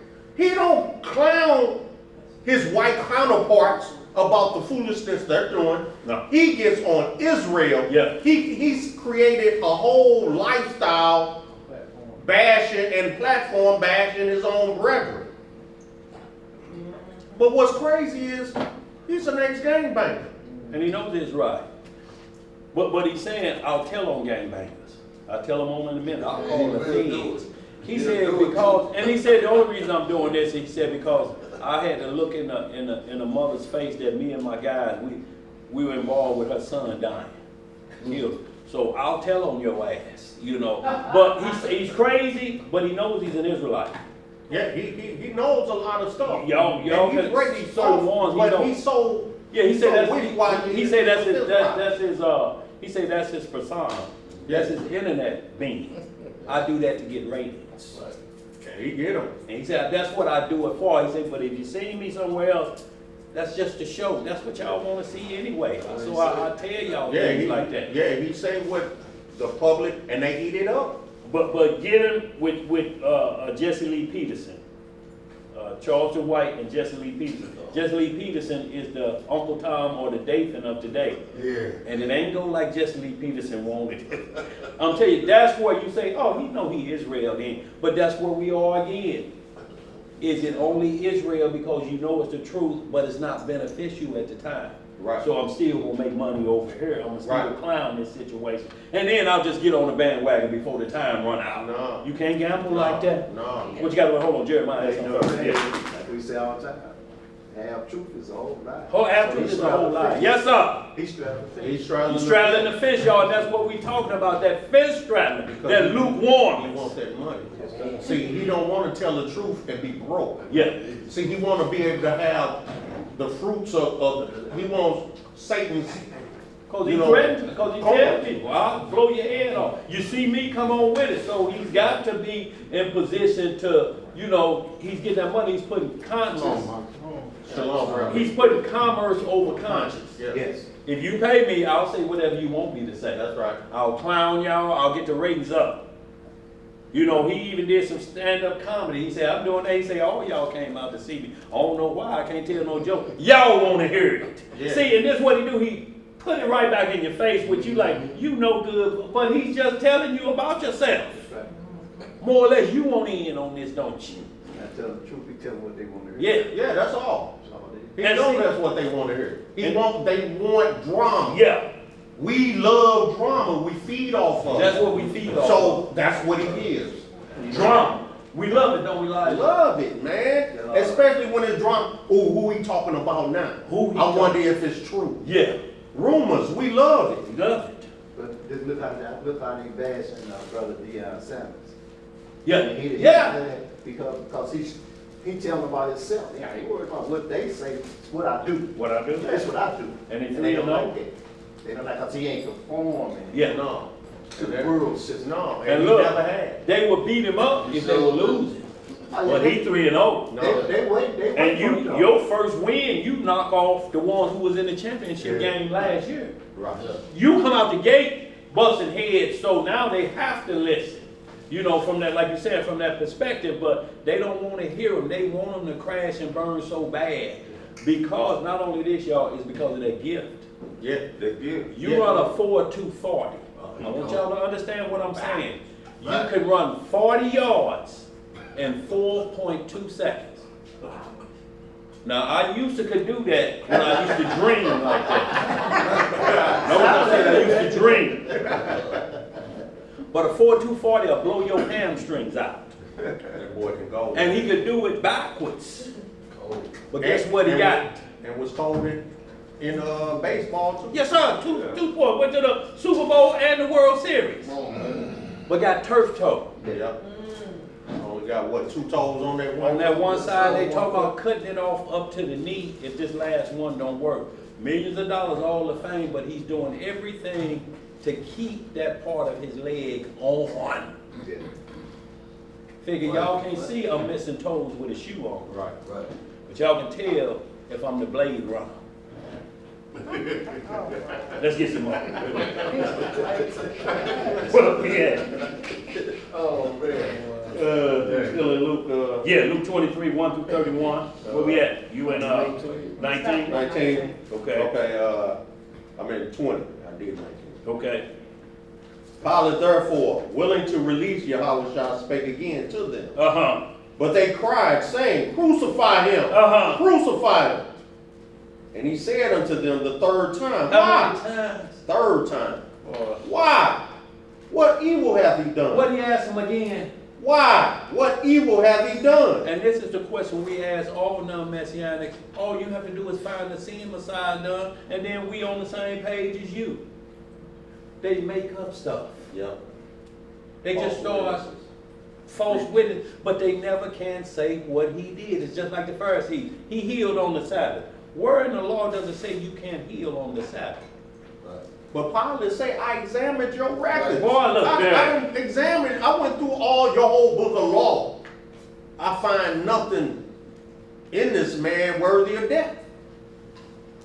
But y'all want me to release a murderer who's a convicted murderer, who we have evidence of his murder and sedition in the city and clowning. But y'all want him. It's like this president will pardon somebody, you know, he get to pardon people, but he won't pardon Geronimo Pratt. Like he'll pardon the Somebody man who's been a political prisoner for 40 years, but he let this guy out. They killed somebody in a robbery, but been a model prisoner since. Y'all understand what I'm saying? People hollering for Geronimo Pratt, let him out, he ain't did nothing. No, I'm gonna let this guy out. And the reason why they wanted Geronimo Pratt, because he was an ex-Vietnam vet that knew everything about explosives and firearms, and they didn't want him being connected to the that revolutionary party, the Black Panther Party, and causing sedition in the country. And their whole objective was never to allow the rise of a black Messiah. Yes, sir. That's the whole issue. No black Messiah. None, cuz. Go ahead. And it's the same as today when you look at our people, the way we act. We free my homie Bay in there for multiple homicides, drive-bys, and everything else. Free my real nigga so-and-so. And he in there for kidnapping, murder, and all kinds of extra stuff. Like, they asked for the criminals to be free. Yes, sir. Black Lives Matter until you wear red or blue. Until they on the front row. It's a movie out, it was back in, way before, a lot of people might, it's back out about 69, 70, 71. The spook who sat behind it. Oh, yes, sir. Yes, sir. Yes, sir. That y'all need to see that. Yeah, the CIA guy. And that's based on real event. That came with a real dude. Hey, hold on, Tommy. Let me say this again. When I was talking about Andre Ward, the boxer, he retired at 32-0. And they didn't want to, you know, they were like, we don't want to listen to him. He ain't boisterous enough. And look, he was going up against his toughest competition, this Russian, who was known to put body work and have people sugar, honey, and iced tea in the ring. Look, he was known for this. The first fight, it was like a split decision. Andre won. The second fight, Andre knocked him out with body punches. What he used. Now, he didn't get back in the ring for 2 years because his promoter didn't want to release him or wanted him to do other things, and he was holding out. They said, he wasting his career. It's been 2 years, he ain't fought, he battled. He said, well, I know they do. They want to break you and then make you accept from their perspective. He said, but I'm not going to do it. And look, as soon as he knocked him out, the second fight, he retired after that. And Michael Jordan was a sponsor. Also, some other big names was sponsored. Rock Nation, Jay-Z was behind. He said when he knocked him out, Jordan and his representatives came with a contract right there and say, this is what you're going to get in 5 years, in the fights we get in 5 years. Right? They say, this is what we need you to do, we're going to give you this. He said he looked at all them numbers, he said, I'm through. I'm going to be with my family. I'm 33 years old. He said, I want to quit before I say I should have quit one fight ago. The money don't mean anything to me, y'all. And when you put conscience over commerce, that's how you know, and that's what he means. Hardly should a rich man in it. What he's talking about is those that put riches over commerce. I know it's wrong, but I got to get that paper. You put it over your conscience of what's right. And he said, I'm not going to do it. I'm talking about $50 million contracts that they put down on the table for him. We believe you the truth. We believe, we don't care what you say about God. He said, I'm through. I'm leaving in my right mind. I've had one surgery. This knee won't stop swelling. I'm through. I'm 33. I'm finna be with my family. Y'all understand? And I'm talking about this guy 32 and 0. Y'all get a chance, just watch that on Netflix. And then inducted into the Hall of Fame. He said, I don't care what you say about me, because after today, what you gonna say? Right. Andre Ward, the Hall of Fame, wasn't nothing. He don't care about you saying that, because you got to repeat them words. You understand what I'm saying? Hall of Fame ain't nothing. Right. How do you get in the Hall of Fame? Yeah, go ahead, bro. We good, everybody? Y'all good? Go ahead, bro. Finish this up. Down to 31. What did I leave off? You at 23. 23? No, 22, I'm sorry. Okay. And he said unto them the third time, why? What evil hath he done? I have found no cause of death in him. I will therefore chastise him and let him go. Right. And they were instant with loud voices, requiring that he might be crucified. And the voices of them and of the chief priests prevailed. What prevailed? The voices of them and the chief priests prevailed. And Pilate gave sentence that it should be as they required. And he released unto them him that for sedition and murder was cast into prison, whom they had desired. But he delivered Yahushua to their will. And as they led him away, they laid hold upon one Simon, a Cyrenian, coming out of the country. And on him they laid the cross, that he might bear it after Yahushua. And there followed him a great company of people and of women, which also bewailed and lamented him. But Yahushua turning unto them said, Daughters of Jerusalem. Who he talked to? Daughters of Jerusalem, weep not for me, but weep for yourselves and for your children. For behold, the days are coming, in the which they shall say, Blessed are the barren, and the wombs that never bare, and the paps which never gave suck.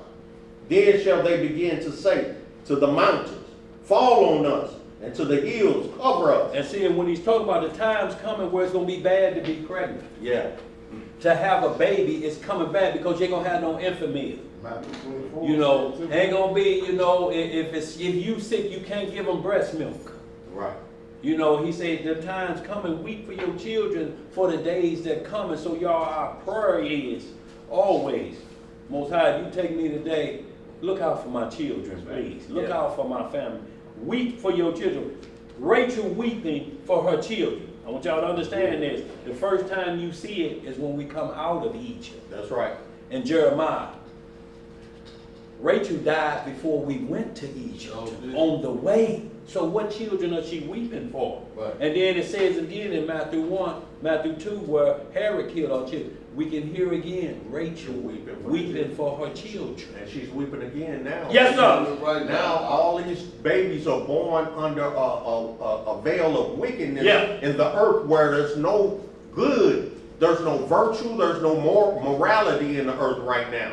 So these children are being raised under the guise of righteousness, which is wicked. Yeah. Everything towards them is geared towards wickedness and abomination. Yeah. Inclusion, tolerance, and acceptance of all this abomination that Satan is putting forth. And it's all geared towards the children. Yes, sir. Woman out of St. Louis, let me get you, Tom. They call her Sexy Red. And unfortunately, that's my little cousin's best friend, and she's in her video. Yes, sir. That's Metal's daughter's best friend. Boy, and lyrics are elementary. Oh my Thomas, God. you can rap better than that. Oh my goodness. But what I'm saying, well, okay, but look here. You know what her favorite lyrics is? Yes, sir. This part of me is pink and red, so that's the dirty red, and the other part is brown, sugar iced tea. Yeah. That shot it up to #1 on the Billboard. Yeah.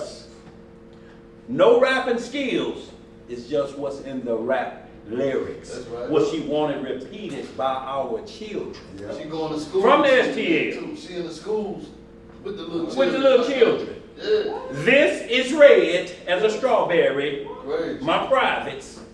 And my other part is brown Boy, am I And he said, these are the parts that I'm only concerned with. And they say, you go up to the, you number one with that track. You number one. They got a bunch of whistleblowers out there now on the internet that's showing you and telling you and uncovering a lot of Walmart and the U.S. government stealing all these children that's coming across the border and taking them to these Walmart camps to be whatever, sold as sex slaves, sacrificed, whatever. They don't care, bro. And they know about it when they come to this country, but they'd rather be a sex slave than to starve to death and over there in them countries. Because they saying they're going to have to go through a process or whatever. I may make it out of here. I may get it, but I'll take the chance on what I'm facing over here. You understand what I'm saying? Yeah, but I want to say about the one topic we were discussing, pride is enmity to the Most High because it leads people to say, I, my, me, mine, myself, and what I think, instead of what he instructs. What pride Instead of is, what he and like I instructs. say, if we understand it's a deadly sin, it's one of the 7. So what it means is, it's within you, it's not forced on you, it's just when you don't get your way, pride then comes in.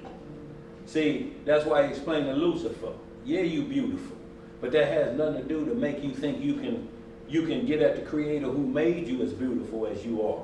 How you gonna come at me? You know, and his pride, he was like, you know, I'm me. Hell, I didn't ask you to make me this beautiful. The same as Adam when he said, I didn't ask you for that woman. You decided, but I took her from you. That's like, It's still you. You understand what I'm saying? yeah, that's what I was gonna So say. that's what pride is. Pride is the wicked woman in a man's life without a woman, so to speak. You understand what I'm saying? It's your woman, pride. See, and then when you chase that, that's who you have next to your bosom. It's not calling your woman that. It's just saying any man that has pride, that's what he holds dear to his heart. the man, I'm the sugar honey iced tea. the man is the image and glory of God. Can you have power over who you was created from? No. That we are the glory in the image of Yes, sir. God in Christ. So the woman is the glory of the man. Can Yeah. the woman have power over who she was created from? No. No. Thank you. So, and when we're talking about power over them, you know, you're talking about rulership, you know, but they're a helpmeet. Like Abigail was to Nabal. She went to David to save his life. She had to have that power at that point. You understand? Or the whole household, because David said, there'll never be another man that pisseth against the wall. Not only for Nabal, but we're going to kill every male in your line. So she had to take authority. Right. But know what she did? She said, I can't talk to him while he's drunk, because the law says you can't talk to drunk people. Don't waste your time talking to drunk people. When he sobered up, she told him, this is what I had to do, man, to save your life and the life of ours. Zipporah had to supersede over Moses and circumcise Gershom because he left off. That's right. So I understand exactly what you're saying, Thomas. That's why I label it to usurp authority. Yes. That means to take over physically and mentally. Forcefully. Shut up, man. Before I tell your secrets on the internet. What you like done with fingers and jelly. Shut up! Boy. Okay. You finished that off, Liza. You in 29. He should have shut up before she said that. Oh, you like one when you get back. Go ahead. Go ahead. Oh, no. And y'all, that's what happened though. Y'all know it. Look, anybody break up, what get told? The things that's done in the bedroom. You don't want to do nothing but do that. Well, you was liking that, so why you want to tell it now? And then he tell your transgression, but you know what it's for? It's just so nobody else would want you. But in the times we living in, stand up like Doberman Pincher, they hear that nasty talk. Yeah, man, that ain't no good, man. I would be with her either. What's her number? They want that bad behavior. Just one time. Yeah, let's get some more, y'all. You in 30 again, Elijah. Oh, man. Verse 30. Then shall they begin to say to the mountains, fall on us, and to the hills, cover us. For if they do these things in a green tree, what shall be done in the dry? And understand this, Christ was a dry tree, Isaiah 53. He had no form of coming. Meaning, when he came, there was no a good talk in the world. Right. So he came to make the dry trees green again, or make things grow again in righteousness. Right. He's saying, if they doing this while it's a green tree, while the Messiah is here, not only are they killing him, and he's the deliverer, he makes everything green again. He said, what they gonna do when the time gone when he leave? They really gonna be out of control. Y'all, it's like now, while we got time to get near the Most High, we get more wicked. Worse. We getting worse. When it's a green tree, we got this law. And then look, when they take this, from this family coming, they take this, then we in dry tree and we looking for help. And you in a dry tree, ain't no help coming in. No. The wilderness gonna be a dry tree. Up. Ain't no help coming if you ain't got green tree now. In your heart. In your heart. What are we going to do then? That's why he say, weep for your children. The time coming when I'm going to be gone. I'm leaving. I'm coming back though. But I got y'all back if y'all look to me. But if you don't and y'all get evil, your children is going to suffer in this world. Because we're in the days of Noah again. Yes, sir. Where the understanding of righteousness is gone. It's underground. We're in the dark ages again. And only a remnant is hearing the light. Go ahead, who got it? I think, did you go down to 31? Yeah. So y'all, let's get right into it. Hebrews 8th chapter. Y'all, and this will clear up the atonement that we're talking to, because you're going to have those of the doctrine of Christianity too saying, well, we ain't got to kill bullocks and goats, but they don't know it's about the priests. They just think it's about sacrificing for your sin. They don't understand it's a priesthood change. You ask anybody that's going to church today, what priesthood are we on? They just like non-messianic Israelites or Israelites that belong to camps. They don't know the priesthood. Y'all, this is a priesthood issue. It was a priesthood at the beginning with that first son of God, that priest of Melchizedek named Adam. And the Most High only begotten son that was created before Adam had to come and reestablish the priesthood without fault. Do that make sense? But they don't want to hear him like, they like, give us the ways of Adam. Let us blame everything on our woman. Yeah. Let us hide our transgressions in our bosom. Yeah. Let us do this, let us do that. See, y'all have to understand, a bosom, whether it be not your woman, is what you hold dear to you. Yes, in your heart. See, you can claim you love the Lord, but what's dear to you?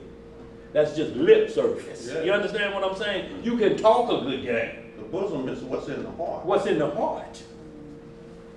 What you hold dear to it. You may be a pillow biter and you just married a woman to keep everybody off your rear end. You know what I'm saying? Like,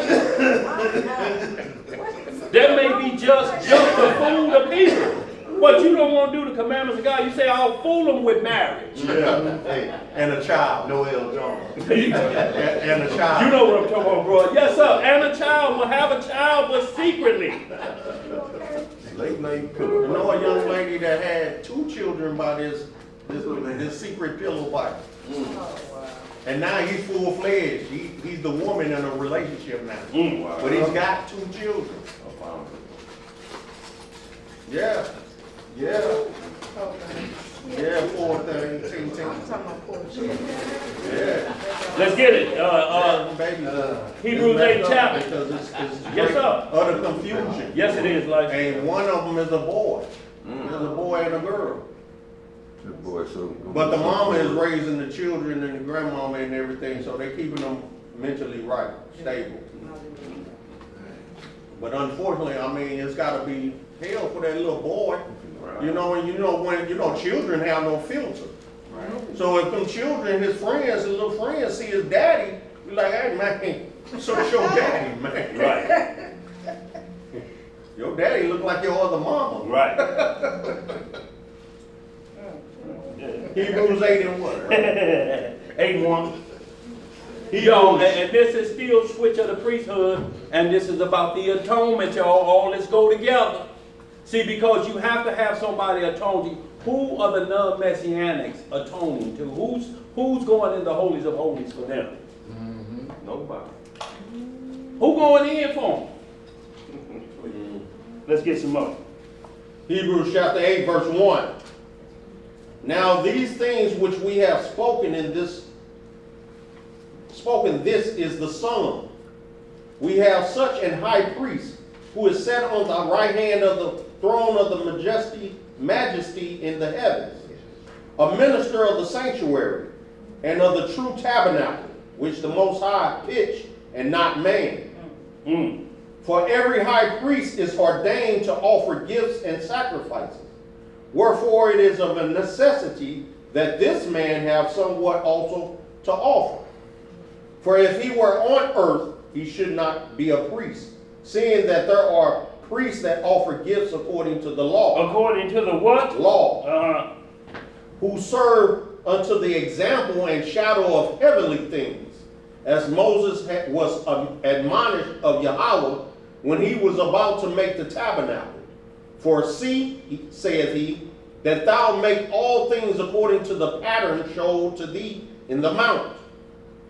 But now hath he obtained a more excellent ministry, by how much also he is the mediator of a better covenant, which was established upon better promises.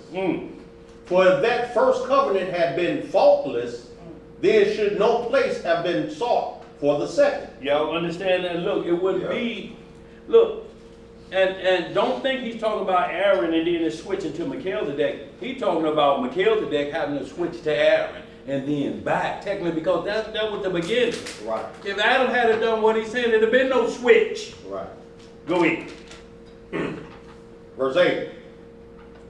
For finding fault with them, he said, Behold, the days come, saith the Most High, when I will make a new covenant with the house of Israel and with the house of Judah. Not according to the covenant that I made with their fathers in the day when I took them by the hand to lead them out of the land of Egypt, because they continued not in my covenant, and I regarded them not, saith the Most High. For this is the covenant that I will make with the house of Israel after those days, saith the Most High. I will put my laws into their mind, and write them in their hearts, and I will be to them an Elohim, and they shall be to me a people. And they shall not teach every man his neighbor, and every man his brother, saying, Know the Most High, for all shall know me, from the least to the greatest. For I will be merciful to their unrighteousness, and their sins and their iniquities will I remember no more. In that he said, A new covenant he hath made the first old. Now that which decayeth and waxeth old is ready to vanish away. That's all of that? Yeah. Let's get right into 9. Then verily the first covenant had also ordinances of divine service and a worldly sanctuary. For there was a tabernacle made, the first, wherein was the candlestick, and the table, and the showbread, which is called the sanctuary. And after the second veil, the tabernacle, which is called the holiest of all. So when we was reading in Leviticus 16 about the high priest, this is telling you the sections of the temple. The people sit right here, and then this place is for, like John the Baptist's father, in a sense, and then you got the holies of holies where the Ark of the Covenant stays. So see how it's running the pattern. Paul is even going into the details of what was in the Old Testament. So how do people still be attacking them lies? And look, they'll say, well, we don't know if Paul wrote Hebrews. Well, your only other object or person of interest is Timothy. Them the only two you got. And you hate both of them. So who else you going to choose? We don't know who wrote Genesis. Yeah, it says Moses, but how we know for sure? He was in Egypt. See, you can't play that game with them. You understand what I'm saying? Right. And them ain't nothing but little old letters. What are Proverbs and Psalms? Do they give instruction like commandments? It tells you how I would keep the commandments. That's what the little old letters do. Ain't Paul saying the same thing? Love the Lord. I came to you once and I said this to you. He ain't writing no letters like he changing commandments of the Most High. He's writing them like David wrote Psalms and like Solomon wrote Proverbs. They're statutes of living testimonies. That's all they are. Proverbs and Psalms. My enemy has come upon me, but thou hast saved me. That ain't no law. That's the results of keeping the law. Right. And I write about it. Let's get some more about it. Verse 4. Which had the golden censer and the ark of the covenant overlaid round about with gold, wherein was the golden pot that had manna, and Aaron's rod that budded, and the tables of the covenant. And over it the cherubims of glory shadowing the mercy seat, of which we cannot now speak particularly. Now when these things were thus ordained, the priest went always into the first tabernacle, accomplishing the service of Yahweh. But into the second went the high priest alone once every year, not without blood, which he offered for himself and for the errors of the people. The Holy Ghost, this signifying that the way into the holiest of all was not yet made manifest, while as the first tabernacle was yet standing. Y'all see how that Holy Ghost is capitalized? It's saying because we're taking ordinary men who are sinners, and we're using them for right now. But the Holy Ghost has not yet been done, because Christ is coming in the full embodiment of it. Right. You understand what I'm saying? He ain't got to take away his sins and offer for himself first. He's taking on all of ours. He's the scapegoat. Y'all understand what I'm saying? So he's the one that takes all of Israel's burden. And that's what a scapegoat is. It's somebody that's made to take the fault of another. That's right. The fall guy. The fall guy. Yeah. Go ahead, brother. Verse 9. Which was a figure for the time when then present, in which were offered both gifts and sacrifices. They could not make him that did the service perfect, as pertaining to the conscience, which stood only in meats and drinks and diverse washings and carnal ordinances imposed on them until the time of Reformation. But Christ being come and high priest of good things to come, by a greater and more perfect tabernacle, not made with hands, that is to say, not of this building, neither by the blood of goats and calves, but by his own blood. By his what? His own blood, he entered in once into the holy place, having obtained eternal redemption for us. And when you really listen to Hezekiah's blood of the king, when you read this, you will understand what he's talking about, that blood that was shed for our wicked behavior. He had to shed his blood on our behalf. You know, when you say, I put that on my mama. Put it on mine. But he's the one, absolutely, that took all of that blood. You know what I'm saying? All of that devices, and he became the scapegoat. We punching him. That's why Paul say, you can call Christ a curse and you think the Holy Spirit gonna come your way. Try and see what happens. Ain't nothing coming but evil spirits, and men will wax worse and worse and worse. You're going to accuse who took the sins off of you and got you alive today, and you're going to lash out at him. Well, you crazy. Pride. Go ahead, brother. That is. And see, pride is what's going to be happening after we do the 1,000 years in the millennial period. Satan will be loose for a little season. And he's only going after pride because, look, sin is being locked up. So when he's released, influence of self-righteousness will start to come out of every man. Man, I ain't going back up to Jerusalem no more. The devil gonna say, yeah, I just got out, man. Shit, I wouldn't go either. Hell, you tired like me, huh? Let's stay around here and fornicate. Yeah, we ain't going up to Jerusalem. He said, then they ain't gonna get no rain. But that's pride, which comes from inside to say, I'm not gonna do it. I don't feel like it today. You can't do the feast days in a strange land. What is written at Elijah? Right. In their mind. Then what you gonna start? Keep cutting off. You can't wear your fringes in a strange land. Right. Then you keep going. How far do we go before we cut it off? What you got, Tom? Pride comes before For the fall. fall. Yes, sir. It always to where I'm uplifting my iniquities. I talk about my iniquities like they are the fruits of the Most High. That what got Lucifer kicked out of heaven? Yes, it did. Yeah, it did. And his partners. Yeah. Look at me, spirit. Let's get some more of that. Second. If you say look You said what? No, he waited down for the day. He's 13. 13. Okay. Yeah. Now, Verse 13. Second Elijah read. Go ahead. Right.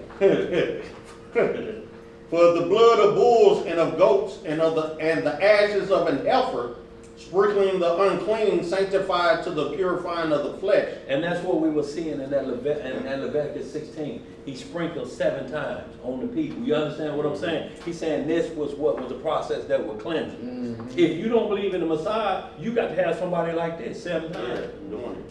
Where they at? Going into the holy. Where they at? So them Jewish people waiting on that temple to come up and that Yeah. red heifer. Yeah. They don't believe in the Messiah. They don't. No. Okay. No, that's what they gonna do. But the sun and the moon gonna be still in the sky. Now he's gonna do miracles, and when that thing shot up through them hydraulics, it's going to look like a miracle. He would, if it were possible, he would. Ooh, the very elect. Yes, sir. Let's keep going. So Daniel, have you saw the video that got out? The Jewish Messiah is here. Yeah, I've seen that. Where They've you been got- running for where 50 you set the years fire now. and- Yeah, The spirit come out and everything. all of that. Them just wonders, iniquity already does work. It's already getting us prepared. Let's get some more. Verse 14. Yeah. How much more shall the blood of Christ, who through the eternal spirit, Through the what? eternal spirit, offered himself without spot to Without Yahweh, what? without spot to Yahweh, purge your conscience from dead works to serve the living Elohim. See, you gotta purge your conscience. You can't purge your flesh. You can throw off this dirty flesh. Like you think cause you've been at the hotel with 6 hookers, you could just come home and take a shower and you be hooker stank free. Hooker stank free. 3 days later. Look, like you're just pouring pine sol on the soap. Can't watch. Pine Sol on the soap.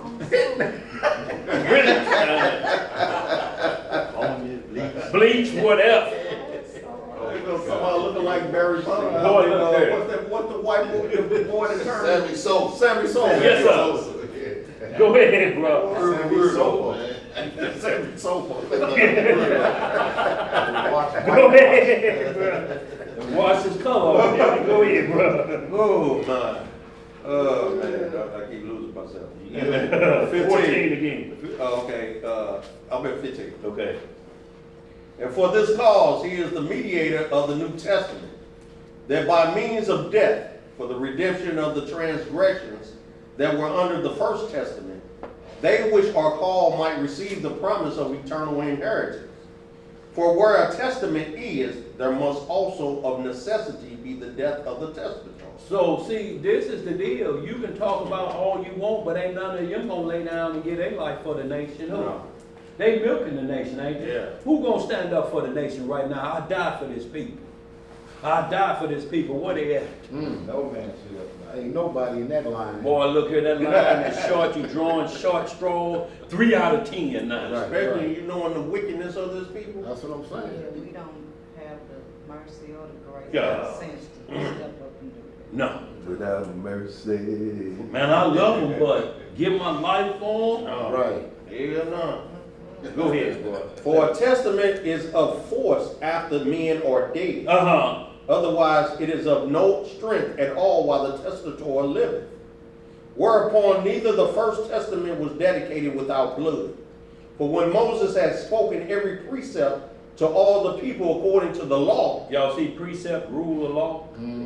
Here a little, there a little. That's what precept upon precept mean. That don't mean you can just draw 2 scriptures with the word tree in it. One may be a totem pole, the other may be a regular tree. You know what I'm saying? Or a cross made out of a tree. That's not it's rule of law. Whatever you're saying, both the law must work together. You can't have this law saying he should only get 10 years and this one saying he's getting 20 to life.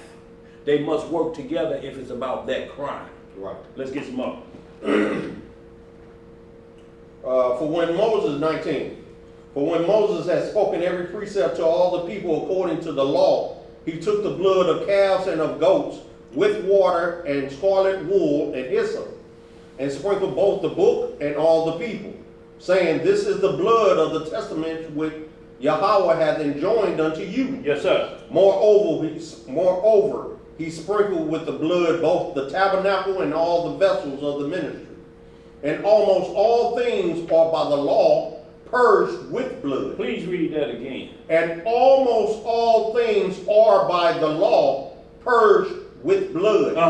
And without shedding of blood is no remission. See, so some things are not purged by blood. Yeah. You know, some things are cleansed right off, y'all. And we're going to hit a little bit of Isaiah 57, just the first few verses. And what it means by that is like, some men were taken from this earth so they couldn't see the evil. Right. You're righteous. I don't want you in no ways to be tricked up or to fall. But I got to take your life. It's like when he told Moses, get up in that mountain and die. You can see the promised land, but that was on his transgression. But I'm talking about men who was righteous to the end. No, I can't let y'all go through the flood because I only got it numbered for 8. Right. But Noah and all his parents, when you read in the book of Enoch, Methuselah and all them, they right. took him and the fathers before Right. him and say he put them to death before so they would experience the evil of this Right. world. Some of us going to get out of this world before the evil comes. Right. And it's not that you died too soon. It's died so that the He evil reserved wouldn't you. grab a hold of you. And he reserved you from that. Y'all understand that? So all death ain't bad. Yeah. And we're getting a little bit of Isaiah 57, the first few verses. We're going to close out with them too. Go ahead. 23. Yeah. 23. It was therefore necessary that the patterns of things in the heavens should be purified with these, but the heavenly things themselves with better sacrifices than these. For Christ is not entered into the holy places made with hands, which are the figures of the true, but into heaven itself, now to appear in the presence of Yahweh for us. See, because you couldn't go back in the holies of holies. Right. Behind that curtain. That's where the Ark of the Covenant was. God said, I'll come down in a cloud right there. Y'all don't want y'all messing around up in there. Stay away from out of there. But when Christ was crucified, that veil was rent in half. And everybody looked like, ooh, that's what's behind there. Oop, there it is. Whoop, there it is. The veil was rent, meaning we out of that order. That ain't gonna never be blocked from y'all again. We're going back to the way it was when Adam was around, that when the heavens were never blocked. Adam could just look up and see the things going on up around the throne and everything because it was pure righteousness, y'all. There was no blockage of miscommunication between the heaven and earth. And direct line. Direct line, y'all. Didn't have to wait for a portal to open up and an angel be sent. Man, we had direct communication. It was just traffic flowing nonstop. Easy work. Like how Enoch was ascending to the level. It was like that at one point, y'all, before Adam sinned. And that's what we're trying to get back to commune with God without the other things we have to go through. And you're trying to pray and all of the job interruptions is coming in and you're trying to do the Lord's Prayer and then you get to the point and forgive us our transgression and the next thing you know a distraction coming and you're like, did I finish that? You know, then you have to go back. I got to start over again. Our Father, which art in heaven. And before you get again, damn, did I finish again? Right. Let me start over again. Our Father, which art in heaven. Because Satan causes traffic. He don't want it to get through. Right. So immediately he sends a problem to you the way you think on that. Right. And you be like, where did that thought Come from?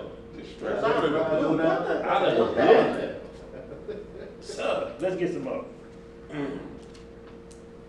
Verse 25. Yeah.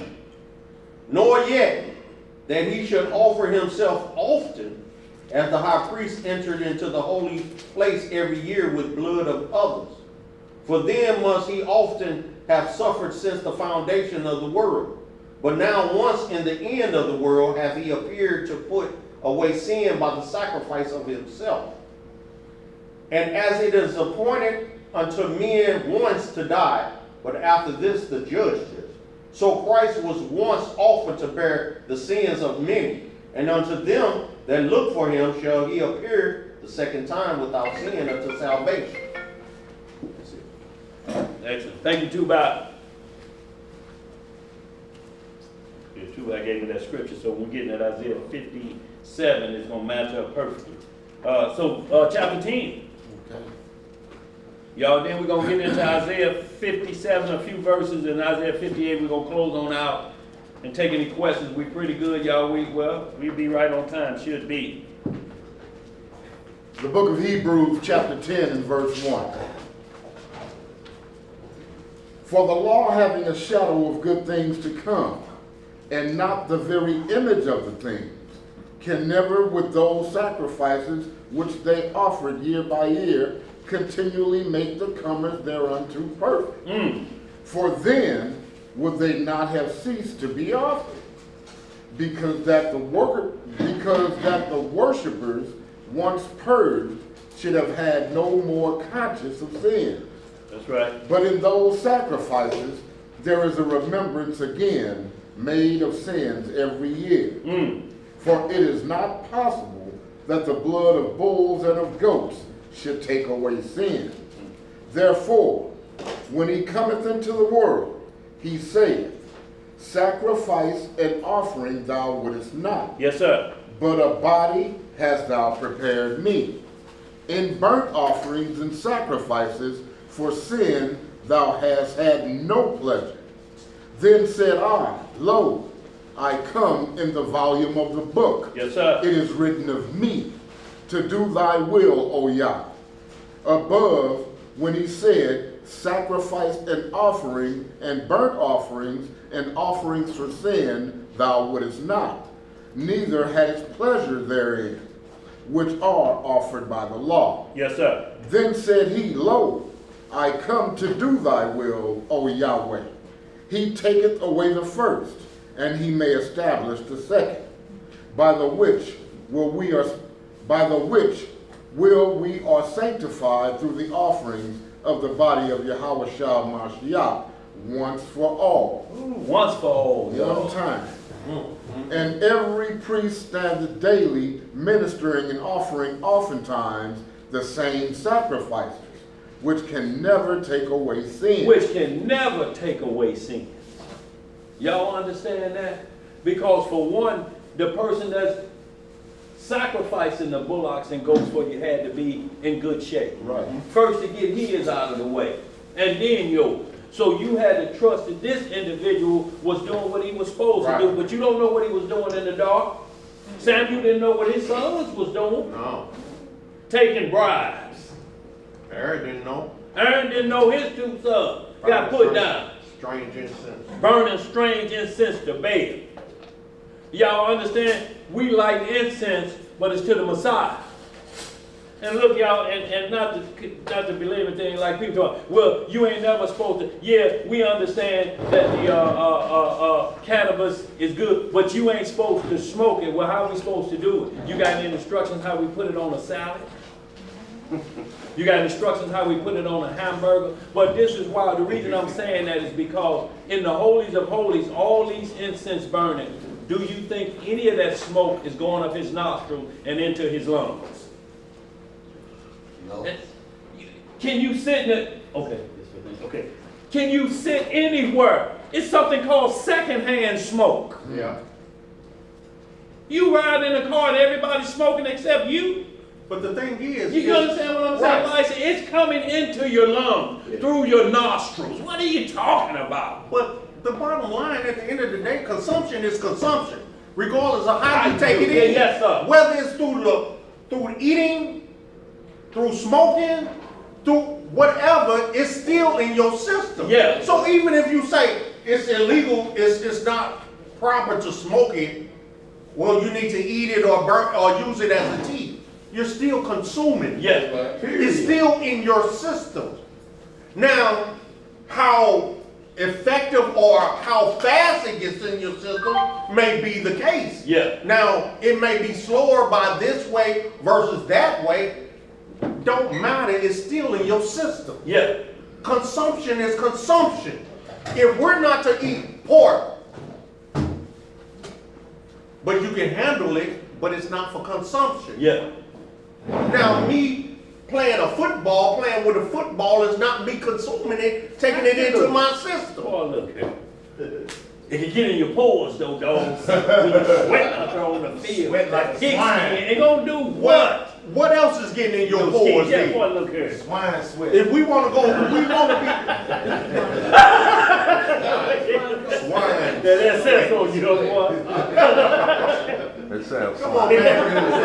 Let's just stop being Yeah, just stop in. See, but what it is just control. And I didn't bring that up for a reason. What I brought that up is people will tell you something that don't believe the Bible and tell you how you ought to do what's written in the Bible. You ain't never read that in there where it says you have to follow those instructions and do anything like he say like that according to what you say. Where you read that at? Even when it comes to the eating of vegetables and fruits versus meat. Now, there's a cat that says, I asked the brother, he said, we didn't start eating meat until the fall of Adam. I said, so show me in the scriptures where you didn't develop molars or dog teeth, canine, until after the fall of Adam. Yes, sir. What they for? What you need? That's for turned flesh. Boy, ain't this for turned flesh? Christ went into more detail because of the ignorance of Israel in the last day, where he went and became more specific in the days of Noah when he said, any other animals you can kill and eat that's lawful. That's right. So he went into specific detail because he knows the hard-headedness of Israel in the latter day. I'm going to have to spell it out for him after Noah.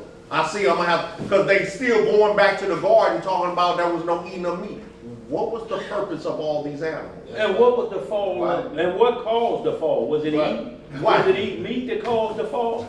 Or was it eating the fruit of life? And if that was the case, why wasn't the esophagus cursed? Yeah. And the belly? Yeah. Yeah, and the canines. And to fix that tearing of flesh, you shall have baby teeth to your 80. To your 80. And I'm talking about short teeth, about this talk. Now, any animal, that's a vegetable, what do you call them? The dolphin teeth, yeah, dolphin teeth. That's not a carnivore, that's herbivores. Yeah, herbivores. Herbivores. They have teeth specifically created for eating of vegetables and grass and things of that nature. To make them go to the good. They flat. Flat. Yeah. But why do the human teeth resemble that of a predatory animal? Right. Eat flesh. And when a vampire bites, what are the two holes? Is it chew marks from the wisdom teeth, or is it just them canines, them insides? Which one is it? To get down in that meat. But they puncturing the blood. Yeah, they punch. So they eating the blood, which Most High said is an abomination. But that's it's what the they thereof. need to break that flesh. But they have to get to the blood. Exactly. The only way it's gonna break flesh. It's the only way you can cut and tear. What was the purpose of them sacrificing all that meat? So they was just wasting it? Yeah. I'll throw it away. So you mean to tell me Abraham was roasting lamb and just, we don't need this. No, we ate the sacrifice. We just gonna burn it up and just burn it They up. were supposed to eat the flesh of it. Yeah, they're supposed to eat the flesh of it, y'all. See, and this ain't hard, y'all, because you're offering him a sacrifice and then you eat it.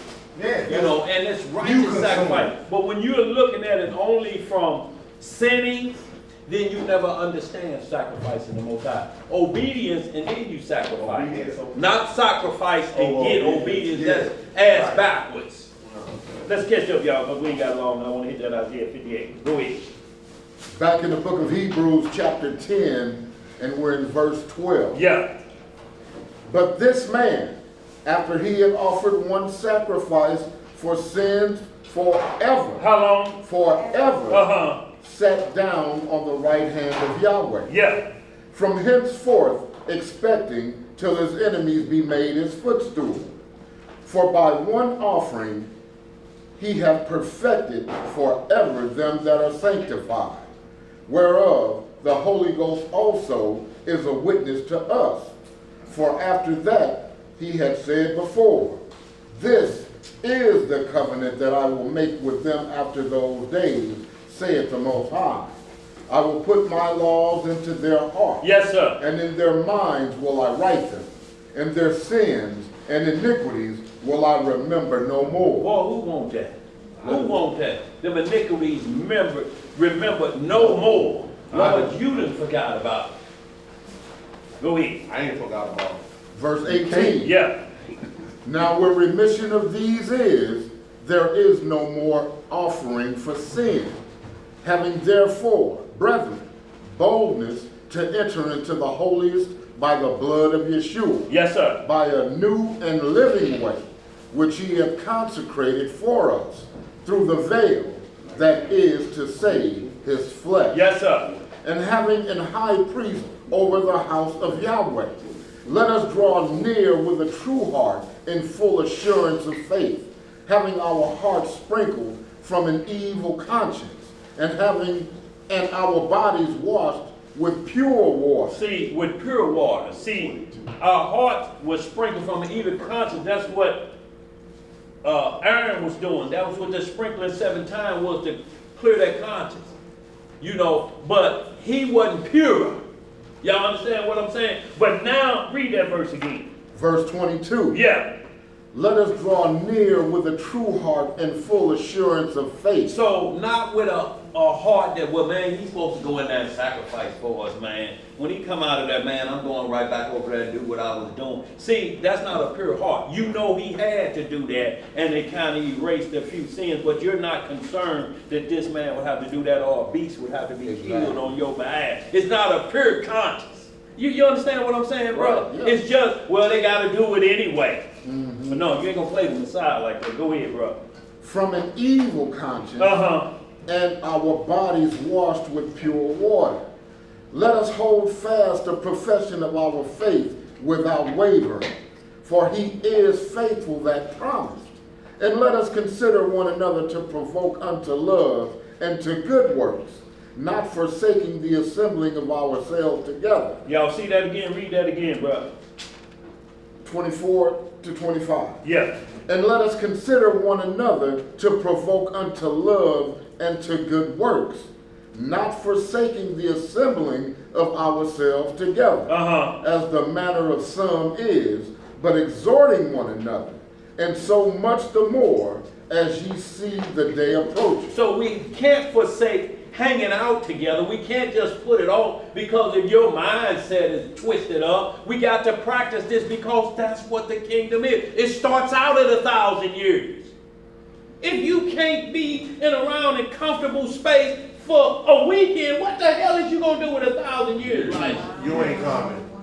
That means you got 999, 11 months. Hold on, how my calendar is. Yeah.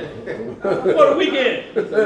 If you ain't sure, it might be Well, look here. 999, 11 months, and 25 days. That's what will be added on to the weekend that we do. That will be added on. That's how much forward you have to look to. And you can't look for a weekend. You can't get your mind straight for a weekend not to forsake the assembly. You have to say, shit, that little beef we had, we gonna act like that ain't never happened. You can curse me out when you get in the car. Like you do a police. Yes, sir. What? Speed. No, I don't know how fast I was going. Apparently you got that info. right. You know, and then when they say, well, I'm going to give you a ticket and I'm going to give you another ticket. And you can cuss them out then and go to jail, or you can wait and cuss them out down the road. Right. On your way home. On your way home, a black no good, a ugly race soldier. I hope somebody, I'm going to put the Abrahamic curse on you as you're driving away. Right. On your way home. Yeah. But if we can't do a weekend, y'all, without no tomfoolery, what are we doing this for? What are you practicing for? You can't be practicing for them other 999, 11 months, and 27 days, are you? Our whole faith is in vain. Finish that out. And that's love. Yeah, it is. Verse 26. For if we sin willfully, after that we have received the knowledge of the truth, there remaineth no more sacrifice for sin, but a certain fearful looking for of judgment and fiery indignation, which shall devour the adversary.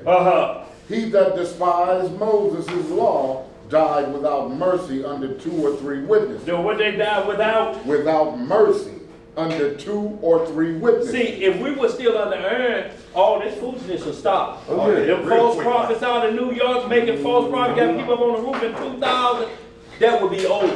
I'm talking about they'll call out Bob Gibson, Satchel Paige. They say put some rocks on his head. Or brick showers. Boy, Dwight Goodman throw that curve ball and it go over like this, and you say he missed me, and it come boom. Oh, say he missed me, Boy, and they come look. back. Bing. Boy, throw that slide or that knuckleball, and it feels just like knuckles breaking across your head. Oh.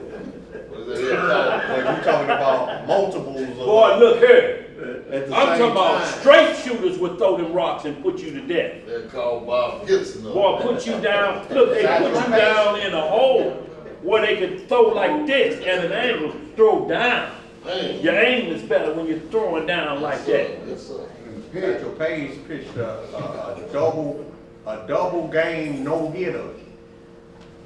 Say he used to pitch three games in a day. Yes, sir. Morning, afternoon, and evening games. Boy, who want to hear? He said, we got some sinners here, and then he show up. Let's get some more. But then, they would bury you Up to your neck. Yeah. So you couldn't move. You But couldn't if move. you can get out that hole, you free. Free, yeah. You ain't getting out You no ain't hole. getting out of there. Buried all the way up to your neck. No. You ain't getting out of that. You just be down there If you can't get out of sand buried to your neck, you damn sure ain't getting out of rock buried to your neck. Go ahead, bro. Verse 29. Yeah. Of how much sore punishment, suppose ye, shall he be thought worthy, who have trodden underfoot the Son of Yah, Uh-oh. and hath counted the blood of the covenant, wherewith he was sanctified, an unholy thing, and hath done despite unto the Spirit of grace. Unto the Spirit of grace, y'all and knew the truth. Now you chasing some other doctrine, bread that don't satisfy, and you know this truth, and you think, well, a living dog is better, and you think you can, see, that's the difference in somebody not knowing versus somebody knowing and turn because of pride. You think you can just turn around, well, I ain't dead yet. Yeah, okay. No, That's there's the some key levels word, of yet. blasphemy Yes. there.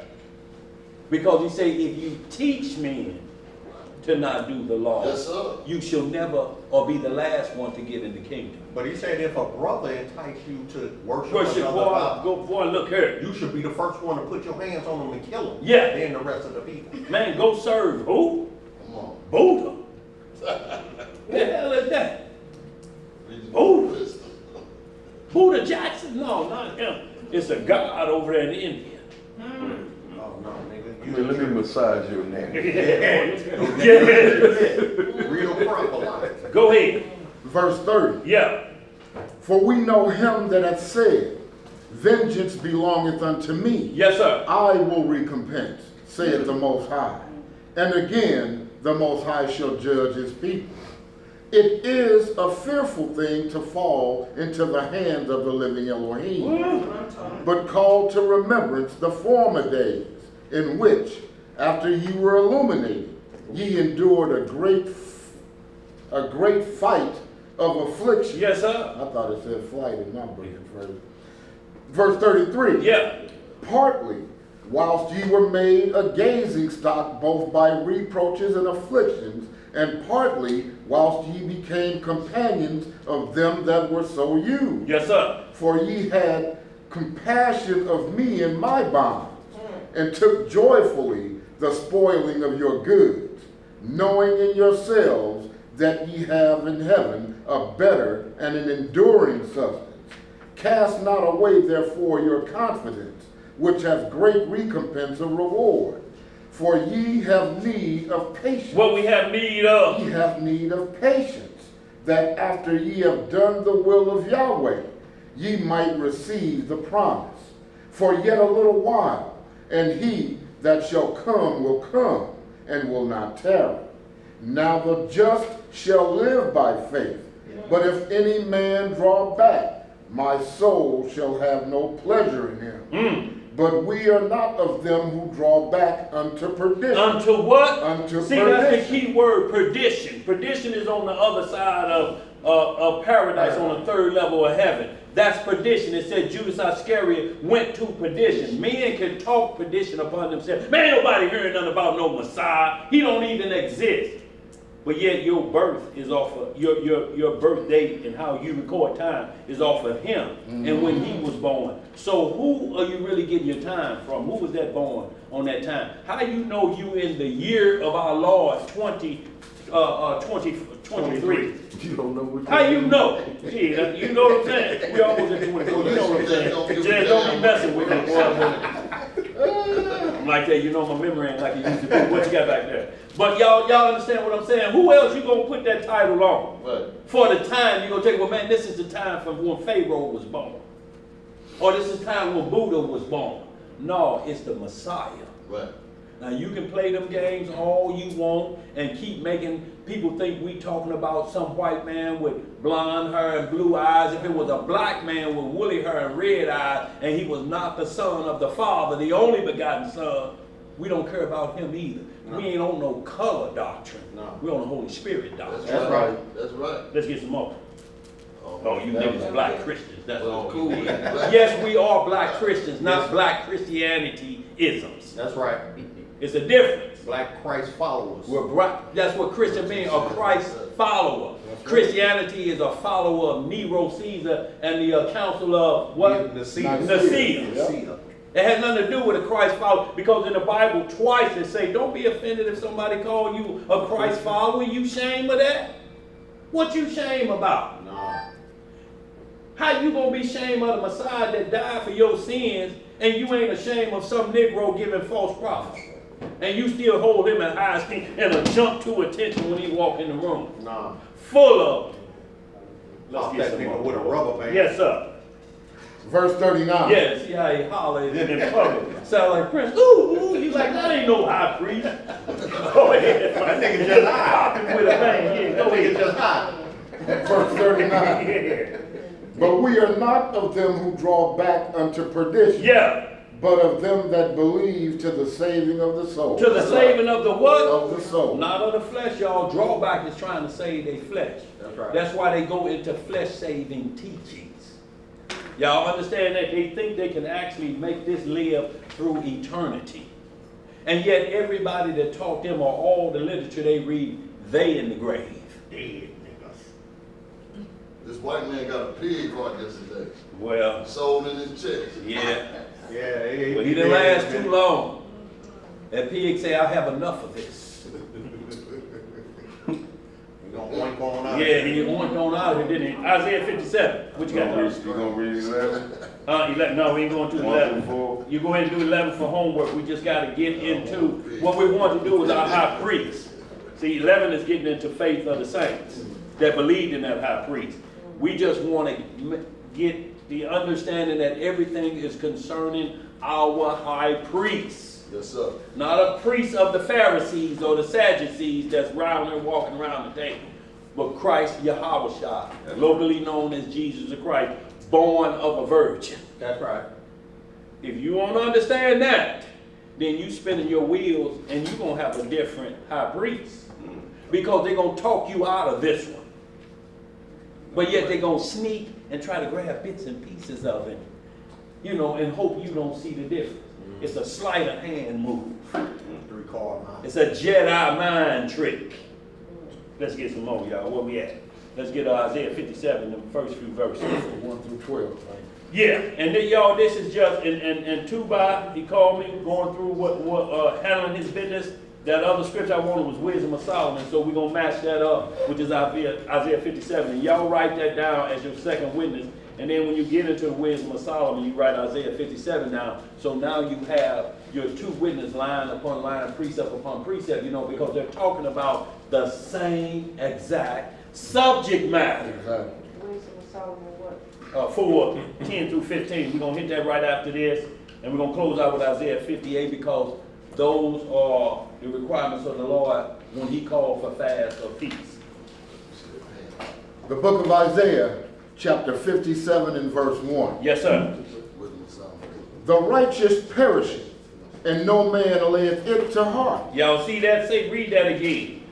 The righteous perisheth, Uh-huh. and no man layeth it to heart. Uh-huh. And merciful men are taken away, none considering that the righteous is taken away from the evil to come. So we have to be careful when we say, gone too young. Right, Gone to this day. You don't know when the Lord say, go get him. right.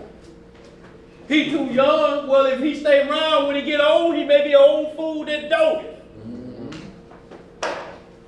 He'll be up in the club, pocket full of change and keys and Sodas in the truck. Boy, look here. Dentine. Dentine, yeah. Get you one of them sodas out there. When them Pepsis out Yes, there. sir. And the hernia doesn't bust through into his. Let's go ahead. Let's read some more, bro. Verse 2. He shall enter into peace. They shall rest in their beds, each one walking in his uprightness. But draw near hither, ye sons of the sorceress, the seed of the adulterer and the whore. Against whom do ye sport yourselves? Against whom make ye a wide mouth and draw out the tongue?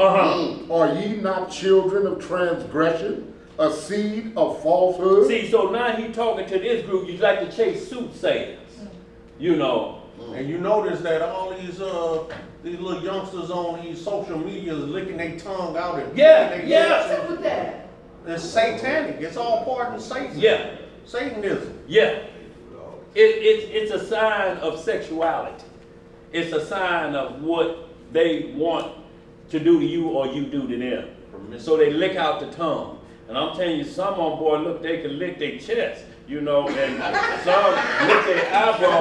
I'm talking about, wait a minute. See, look, that boy from Kent, right? Look, that boy from Kent, and KISS is in capital letters, meaning Kings in Satanic Service.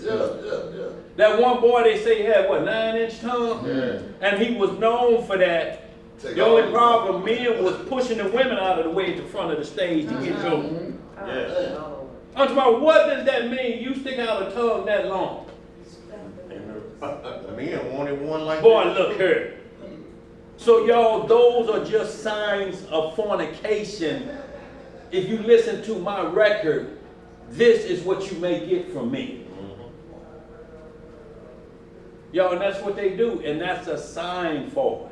Let's get some more. So then, is it the same when they laugh, they always open their mouth up real wide and laugh? Yeah, I mean, I'm not sure about that one, E-Mom. That one could cause flies to get in there. So that could be trouble too. Yes, sir. Get there around the dumpster, laughing like that. They gonna get some snacks, and they gonna be raising the pecans. No protein. Yeah. No, but E-Mom, those things, you know, and like I say, you will know it. I'm not saying that you stick out. Some people, like when they're working on a car, like my dad would have to, that made them get where he wanted, but that's a difference, you know, it's to the side. Jordan's tongue was hanging to the side when he would go up. Like that, you know, it's just, I'm about to do some work, but that other one, when they riving and then lick it out and flick it, that's what we talking about. Making a stag. That's that making a stag and stuff, that's the trouble point.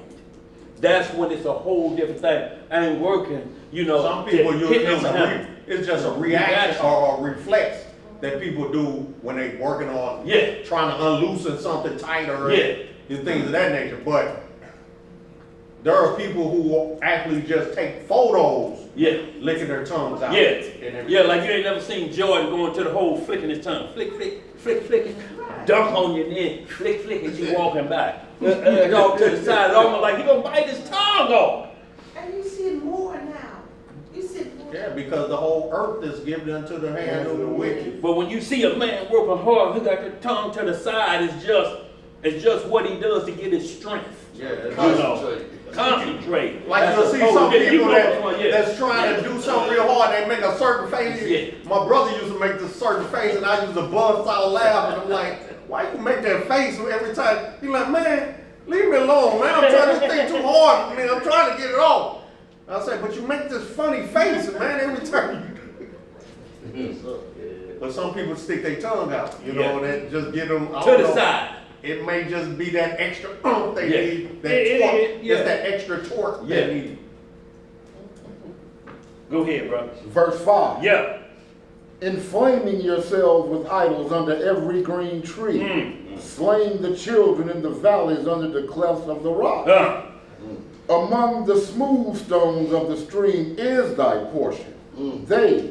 they are thy lot. Uh-huh. Even to them that thou poured a drink offering, thou hast offered a meat offering. Should I receive comfort in thee? And see what he say, those are your lot, smooth stones, because smooth stone was just used to wipe your rear end. Wow. Yeah, Uriah, he had a couple stones. Yeah, that's Sirach 38 talking about a smooth stone. That was it, because you couldn't use a rough stone. You had just a smooth stone, and you reach back there, and that's what it said, like a man that's shaking his hand to picking up a smooth stone. Because it's doo-doo on that stone. You go to throw that, and right when it get right here, you go, wait a minute. He's saying, oh, Wait a minute. I got doo-doo on it. you should have known because it wasn't smooth. What they said, lumpy, peanuts had corn on it. Go ahead, let's get some more. Oh, man. Look like he has a peanut. Yeah. Go ahead, bro. Verse 7. Yeah. Upon a lofty and high mountain hast thou set thy bed. Even thither wentest thou up to offer sacrifice. Behind the doors also and the post hast thou set up thy remembrance.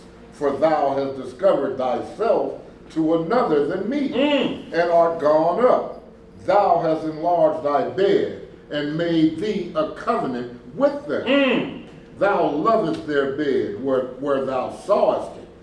And thou wentest to the king with ointment, and didst increase thy perfumes, and didst send thy messengers far off, and didst debase thyself even unto him. Oh boy, bring yourself down the hill. Debase means you coming to the lowest level. You brought yourself to that low level. Get it to yourself. Yes, sir. Go ahead. Verse 10. Yeah. Thou art wearied in the greatness of thy way, yet saidest thou not, there is no hope. Thou hast found the life of thine hand. Therefore thou wast not grieved. And of whom hast thou been afraid or feared, that thou hast lied, and hast not remembered me, nor laid it to thy heart? Have not I held out my peace even of old, and thou fearest me not? I will declare thy righteousness and thy works, for they shall not profit. Ain't gonna profit you with that bad behavior. Flicking out your tongue, you know what that means. You know exactly what it means. Lick around and a tongue come out and it ain't to the side and ain't nobody dunking or working on a car. You know what it means. Nasty mouth. It ain't good, it ain't good. Match that up with Wisdom of Solomon 4 and 10 through 15. And then y'all, we're going to close on out with this Isaiah 58. We're going to get right down to the atonement portion. And we're going to close on out, y'all. We're rolling pretty good. You said 10 through 15? Yeah, no. Yeah. Wisdom of Solomon 4, 10 through 15. Yes, sir.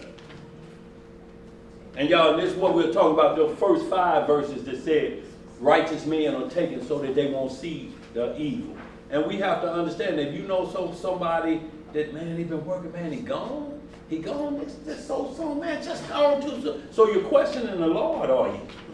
If you know he righteous, what are you concerned with? Right. Well, he sure did serve the Lord in the time he was here. Have mercy on his soul, you know. That's what you have to say if they get out of here too young. Now, they get out of here too young, 14, and they got killed running through a red light, and the police chasing. That's a whole different got out of here too young. Yeah. It's a different story. You got out of here because you kept breaking the law. Yeah. You march your own death. Let's get some more. Wisdom of Solomon, chapter 4, verse 10. Yeah. I'm going to start at 8. Yeah. For honorable age is not that which standeth in length of time, nor that is measured by number of years. Y'all see that? It ain't about like Elihu in the book of Job, and Job had his other friend Eliphaz the Temanite and Bildad the Huzamite. Y'all know what I'm talking about. He was the youngster. He said, I held my peace, and how y'all was breaking off Job till because I was younger. Right. Let's get some more. Verse 9. Okay, yeah. But wisdom is the gray hair unto men, and an unspotted life is old age. He pleased Yahweh, and was beloved of him, so that living among sinners he was translated. Yes, speedily was he taken away, lest that wickedness should alter his understanding, or deceit beguile his soul. For the bewitching of naughtiness doth obscure things that are honest, and the wandering of concupiscence doth undermine the simple mind. And y'all see that concupiscence always got you in the mind of love, but it's from another God. That's why Valentine's Day is about Cupid. Concupiscence. It's shortened version. Shoot that arrow, it's the arrow of love. This the guy that's going to make and straighten all y'all problems out on Valentine's Day. Cupid. Y'all understand what I'm saying? But it ain't See, the- so you get that in your mindset, that'll straighten our love out. Concupiscence, but it's only got you thinking our love can be, or the problem we're having is fixed in the bed. Right. Well, That's that what ain't the problem unless the bed is at a job, because you ain't got no job. Having sex ain't gonna fix this problem, gonna create another one, because I'm gonna have another baby and you ain't got no job. Get out of here, Cupid. Let's get some more, y'all. You fat little naked baby. Yeah. See, and they show you a little naked baby like they show angels, so you don't look at it as being wicked. You go, oh, that's so cute, that's so innocent. But it's all based on sexual relationships. Yes, sir. Not fulfilling the union of man and woman. Because they don't want to marry behind that. No. You don't bring no candy and flowers, it's going to be a problem. Yeah, it's gonna be a flower. I mean a problem. For no flowers. Go ahead. Go ahead. Okay. Speedy. Zeb, go ahead. Verse 13. Yeah. They call me Zeb now. Yeah. If I was up there, let's say your name. We starting to look alike, y'all. Oh, that's what it is. Yeah, as soon as he get that beard, boy. That ain't gonna Have a white truck, boy. It's gonna be trouble. Weird in the white truck. Yeah, I can see how he's starting to look like this. Yeah. Okay. Verse 13. Yeah. He being made perfect in a short time, fulfilled a long time. Y'all understand that? The little bit that he got accomplished lasts for lifetime. That little bit, just them 2 words or whatever at his young age is still resonating to this day. Exactly. Go ahead, bro. For his soul pleased the Most High. Therefore hasted he to take him away from among the wicked. Oh. This the people saw, and understood it not. Neither laid they up this in their minds, that his grace and mercy is with his saints, and that he hath respect unto his chosen. Yes, sir. So y'all read the rest of that 10 and y'all get some even more greater understanding, because people are mocked. Well, Lord didn't come get him, he did that. Why didn't he take him away if he was doing his work? Right. And they ain't understanding is to move him out of the way of evil. Because evil. Do y'all know Jehu that killed Jezebel? That threw her off the wall, threw her down. Jehu slipped up. Jehu was being carried away to Babylon. Yeah. Jehu in his later years kind of slipped up a little taste. Same Jehu that put Jezebel down. So we have to be careful about that, y'all. You know, because it say he that endureth to the end shall be what? Let me get this. Go ahead, bro. This Wisdom of Solomon, chapter 3, 1 through 6. Yes. No, to 7. Yeah. Wisdom of Solomon, chapter 3, verse 1. But the souls of the righteous are in the hand of Yahweh. Yeah. And there shall no torment touch them. In the sight of the unwise they seem to die, and their departure is taken for misery. And they're going from us to be utter destruction. Yeah. But they are in peace. What are they? In peace. For though they be punished in the sight of men, yet is their hope full of immortality. and having been a little chastised, they shall be greatly rewarded. For Yahweh proveth them, and found them worthy for himself. As gold is in the furnace hath he tried them, and received them as a burnt offering.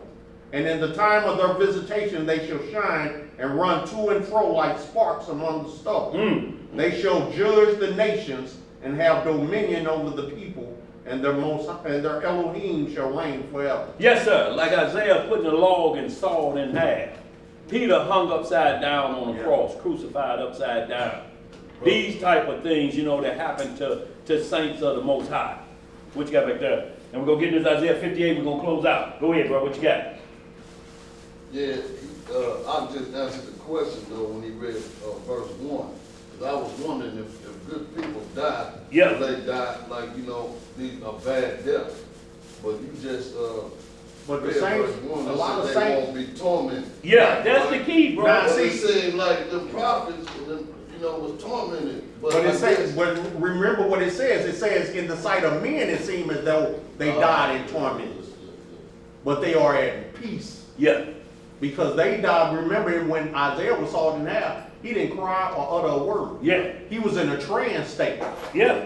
And they say he was talking to Elohim while he was being sawed. Okay. And they was mocking. They like, this nigga still crying and talking to Elohim. Yeah. Even in the midst of his death. And it had no effect on him. But in the eyesight of men who were gathered around witnessing it, they like, oh man, he done a horrible death. Yeah, to us it's a horrible death. But to him, we all died regardless. Yeah.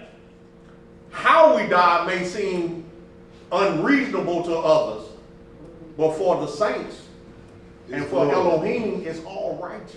How did John the Baptist die? Beheaded. About what? About righteousness, a Yes, sir. righteous judgment on one Who was doing some who was his friend. Uncovering nakedness Uncovering that.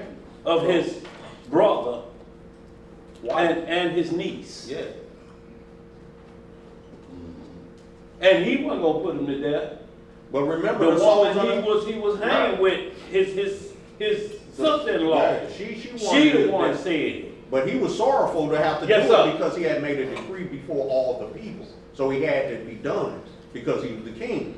And if he hadn't done it, then his word was no good. Yeah. Then he could suffer a coup. Yeah. They was going to overthrow him. Yeah. He was about his word. All right, he ain't about his word. So, you know, but all of you remember the souls under the altar, Revelation 6 and 9. Yeah. They were murdered for the testimony of Christ. Yes, sir. How long? But they Lord? received palms and robes and crowns. Yeah. So in the eyesight and the witnesses of the people on earth, yeah, it seemed a horrible and tragic end. However, they at peace because they know they have the resurrection. Yes, sir. You know, they have salvation on their side. Check. And they're going into paradise. Right. So they getting a good rest. Yes, sir. How died the rich man?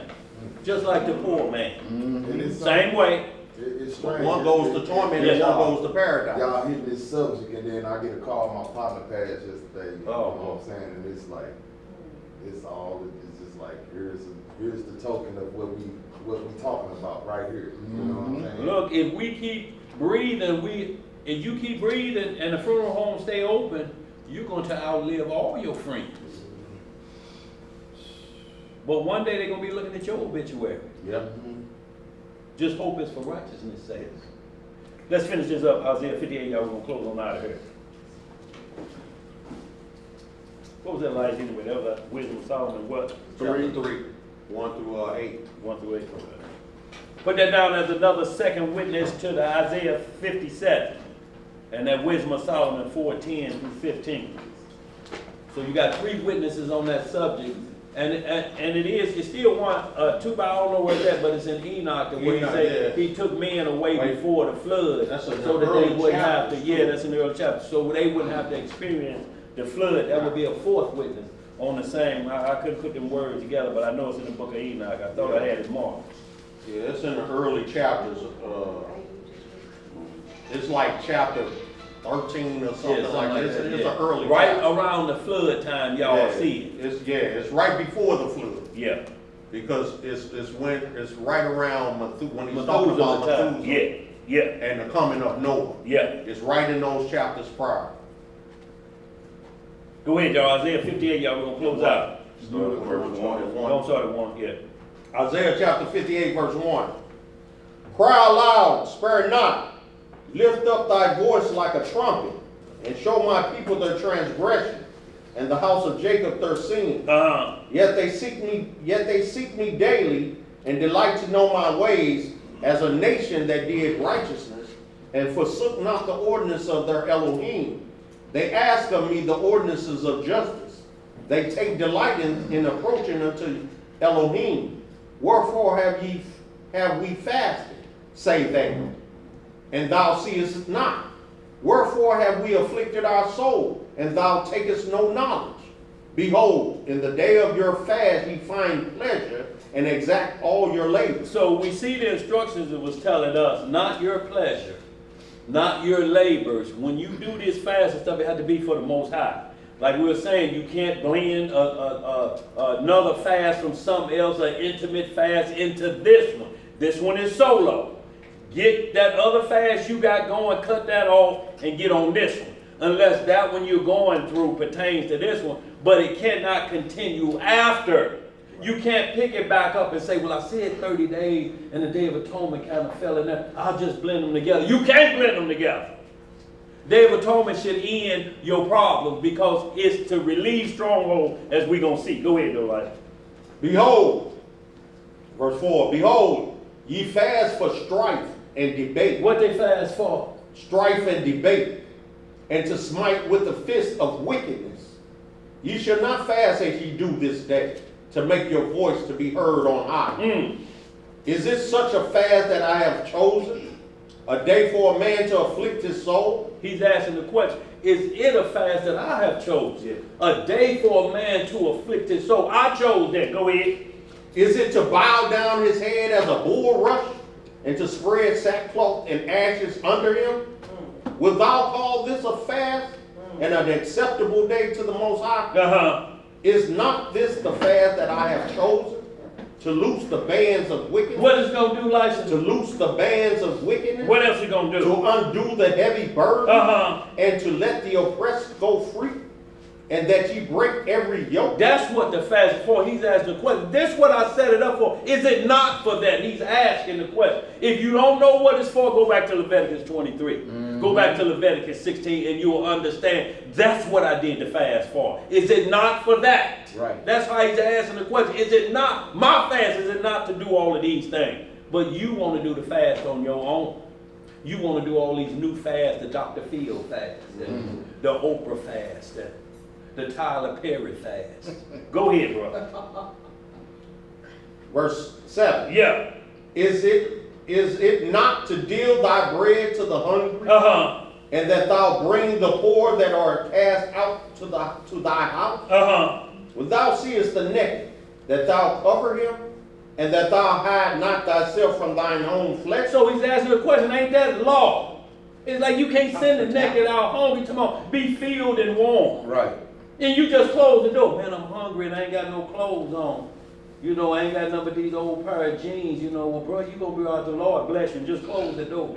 How you gonna send them away naked and hungry? You got to feed them with something. Well, look here, bro. Ain't no bread here. You know, and I got an old shirt here. You can put that on with them pants. And look here, here's a coupon to Taco Bell around there. You know, you can get yourself something to eat. But to close the door, he said, this is the fast, so you'll be able to look at the poor like that. So you'll be able to remember the hungry. Because the poor, you're going to have with you always. And notice this, poor is not a beggar. Poor is an economic status. You're going to have people that you know what I'm saying, that it's more a month than money. Right. So they're going to be behind the 8 ball. That's who he's talking about. But they're workers. I work my butt They just can't hit that lick and the gift ain't came yet. You know that blessing that everybody's about. Well, I just need to hit a lick. Yeah. A take home pay won't take me home. The take home pay won't take you home. Absolutely. Go ahead. I gotta stop at the gas. Yeah, look here. Go ahead. Okay. Verse 8. Verse 8. Then shall thy light break forth as the morning, and thine health shall spring forth speedily. That's when your health's gonna spring forth speedily, when you look out for the people. Right. When you look out for what they suffering for, when you look out for their sickness and you're clothing them with righteousness, you're clothing them with health. You understand what I'm saying? Because these words are life. Go ahead, bro. And thy righteousness shall go before thee. Uh-huh. The glory of thy Elohim shall be thy reward. Yeah. A double up. A double up. Then shalt thou call, and the Most High shall answer. Yes, sir. Thou shalt cry, and he shall say, Here I am. If thou take away from the midst of thee the yoke, the putting forth of the finger, and speaking vanity. See, that's what we got to put forth from us. That yoke that's tied around your neck. Every time you look up, you at odds. You know what I'm saying? Right. Nothing is going right for you. Right. You can't stand nothing. You that old man on the block now. You know what I'm saying? Nothing appears to be going right. You will release that yoke off of you. Go ahead, like. And if thou draw out thy soul to the hungry, and satisfy the afflicted soul, then shall thy light rise in obscurity, and thy darkness be as the noonday. Oh, boy. And the Most High shall guide thee continually, and satisfy thy soul in drought, and make fat thy bones. And thou shalt be like a watered garden, and like a spring of water, whose waters fail not. Y'all see that make your bones fat? Fat bone. See, and what we're talking about is well-nourished bones, good bone marrow. Because that's what he said, is that Hebrews 9, the sword is mighty, it cuts through Bone to the bone, down, down to the soul. So it's saying it's getting to the inner being of man. Because technically, ain't nobody big bone. You may hear somebody say they big bone, but who ever seen a big bone skeleton? They all the same size, ain't they? It's just, So you look at the Nephilim. yeah, so you know what I'm talking, yeah, but they was from somewhere else, but I'm just saying, we say, oh, she just big bone, or he big bone. No, it just got a lot of big meat and muscle around. But when you look at his skeleton, it's gonna be the same size as everybody else. They got a lot of meat. Yeah, go ahead, Nice. Verse 11. No, 12. And they that shall be of thee. Read that 11 again for me, though, Nice. Okay. I'll cut you off. 11. And the Most High shall guide thee continually, and satisfy thy soul in drought, and make fat thy bones. Thou shalt be like a watered garden. What we gonna be like? A watered garden. And like a spring of water whose waters fail not. And they that shall be of thee shall build the old waste places. Thou shalt raise up the foundations of many generations, and thou shalt be called the repairer of the breach, the restorer of paths to dwell in. Yes, sir. If thou turn away thy foot from the Sabbath, from doing thy pleasure on my holy day, and shall call the Sabbath a delight, the holy of the Most High honorable, and shall honor him, not doing thine own way, nor finding thine own pleasure, nor speaking thine own words. See, that's what he said you got to put away from you on his holy day. Your words, how you're taking the Sabbath. No, he said, I tell you how to do the Sabbath. I instruct you well. Is it lawful to do good on the Sabbath? The Sabbath was made for man. Not man for the Sabbath. You don't owe the day. You owe who created the day. That make sense? Yeah. See, but we'll chase the day. Yeah. And think by doing that on that day, I'm going to be good. No. No, because you passed up a chance to may have done good. You're right. I'm pulling over here, man. They have to be, man. The car that broke down. It's been nice. Some gangsters over here. Play, I don't come out on the Sabbath. Man, my child out there by himself, the bus left him at school. He went to a game. Why go to a game on the Sabbath? I don't come out for that, player. You understand what I'm saying? Right. It'll force you to do evil if you don't understand what the law is, and they don't. Right. If they did, they wouldn't be saying these things. You can't light a fire, or you can't do this. No, it's saying you can't keep let a fire go out and then restart it because it's too much work. You kindle a fire. Well, you can't kindle a fire. We'll start off what I said. You just keep putting logs on it. Don't let the fire go out on the Sabbath. Putting the logs on there. They keep the house warm. But if everybody nod out and then wake up from cold. Now somebody got to go out, either chop wood, Yeah. prep it, get it in there, And you know what we would do if you let the fire go out? You got to get going. Don't come back around here no more. They would send you packing if you let the fire go out. Your job was to just do this at the most. You got the 3 o'clock to 6 o'clock in the morning shift. All you got to do is put 2 logs on and you. Now it's freezing cold. Now it's cold. Everybody cold. And to get that fire going again may be trouble, like. Yeah. That's what it's talking Especially about. if it rained and everything is wet. Oh boy. Let's get some up. You let the fire go out. Mister, don't let the fire go out. Let's get some up. Verse 14. Yeah. Then shalt thou delight thyself in the Most High. Yeah. And I will cause thee to ride upon the high places of the earth. And feed thee with the heritage of Jacob thy father. For the mouth of the Most High hath spoken. Yes, sir. We close out. We got any questions or concerns, y'all? So let's understand this, y'all. We are into the 9th day. At evening, we're past 3 p.m. And we have to go to the 10th day at evening. You understand what I'm saying? So we're into right now our Sabbath, our double Sabbath. One is ending and another one is starting in the same weekend. Ain't that beautiful? So you're getting double rest. If y'all pick, I hate to use this example, but it's like the job give you Thanksgiving and the day off behind it. You go to Black Friday, so you got 2 days off, 2 days of rest. You understand what I'm saying? Yeah. So this is how we want to look at you, but from a spiritual perspective, from the Most High saying, I'm going to give you 2 days of rest concerning this atonement because I really don't want you to have any excuse. I don't want you to be wore out. I want you to come to me. And when you rest it, you think better. If you're working on a car or something and you can't get it, you say, I need to go sleep on it. Yeah, come back with fresh And you come back on fresh eye. 5 minutes, you done got that problem resolved. In 5 minutes. Because your mind is clicking out. Traffic then fell off. Right. So to speak, out of your mind. All that confusion and stuff dropped out. Rich, you know what I'm talking about. Yes, sir. I can't get it, I'm gonna call. Yes, sir. I'm gonna call Rick. Yes, sir. Middle of the night, Don't do it late at night when you're at the end of his shift. Because boy, you make your antifreeze and your windshield washer. You're tired. Let's go. At least your window won't freeze up. Yeah, at least the window won't freeze up.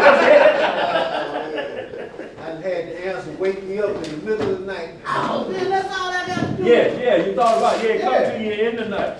So y'all, Feast of Tabernacles, y'all know how we do it.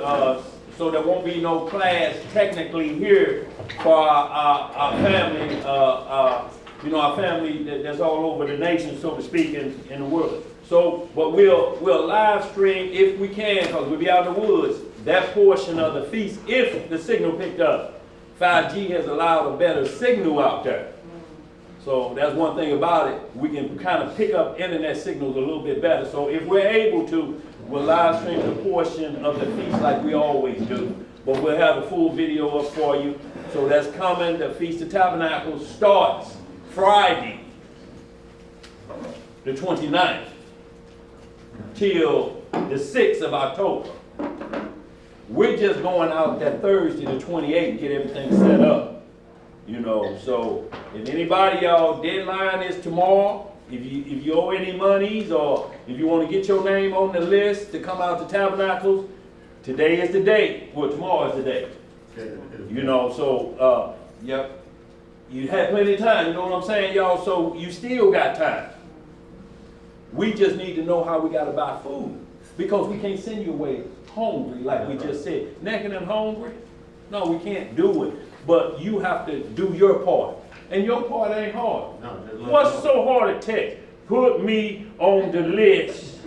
And when my auntie give me the money she owed me, I'll bring it to you. How hard is that? We cool out there? Y'all, we good? No questions? I gladly pay you Tuesday for a half. Yes, sir. Now, book up. All right, family. We're going to get this closing prayer. And it is with the Most High's permission. And it's in the name of his only begotten and beloved Son. Yes, sir. our Lord and Savior and our Redeemer, Yahushua HaMashiach. Yes. But we know him as Jesus the Christ, y'all. Yes, sir. Long live the King. Long live the King. Reading in the book of Psalms, Read. in the 39th chapter, Yes, sir. it reads, I said, I will take heed to my ways, that I sin not with my tongue. Yes, sir. I will keep my mouth with a bridle, while the wicked is before me. I was dumb with silence. I held my peace, even from good, and my sorrow was stirred. My heart was hot within me. While I was musing, the fire burned. Then spake I with my tongue, Master, make me to know mine end, and the measure of my days, what it is, that I may know how frail I am. Behold, thou hast made my days as an handbreadth, Yes, sir. and mine age is as nothing before thee. Verily, every man at his best state is altogether vanity. Selah. Selah. Surely every man walketh in a vain show. Surely they are disquieted in vain. He heapeth up riches, and knoweth not who shall gather them. And now, Yahweh, what wait I for? My hope is in thee. Yes. Deliver me from all my transgressions. Yes, sir. Make me not the reproach of the foolish. I was dumb, I opened not my mouth, because thou didst it. Remove thy stroke away from me. Yes, sir. I am consumed by the blow of thine hand. When thou with rebukes dost correct man for iniquity, thou makest his beauty to consume away like a moth. Surely every man is vanity. Selah. Selah. Hear my prayer, O Yahweh, and give ear unto my cry. Hold not thy peace at my tears, for I am a stranger with thee, and a sojourner as all my fathers were. Oh, spare me, that I may recover strength before I go hence and be no more. Hallelujah. Selah. Yes, sir. Y'all got a shepherd too. We greatly appreciate it. Thank you, worldwide audience, for all y'all support.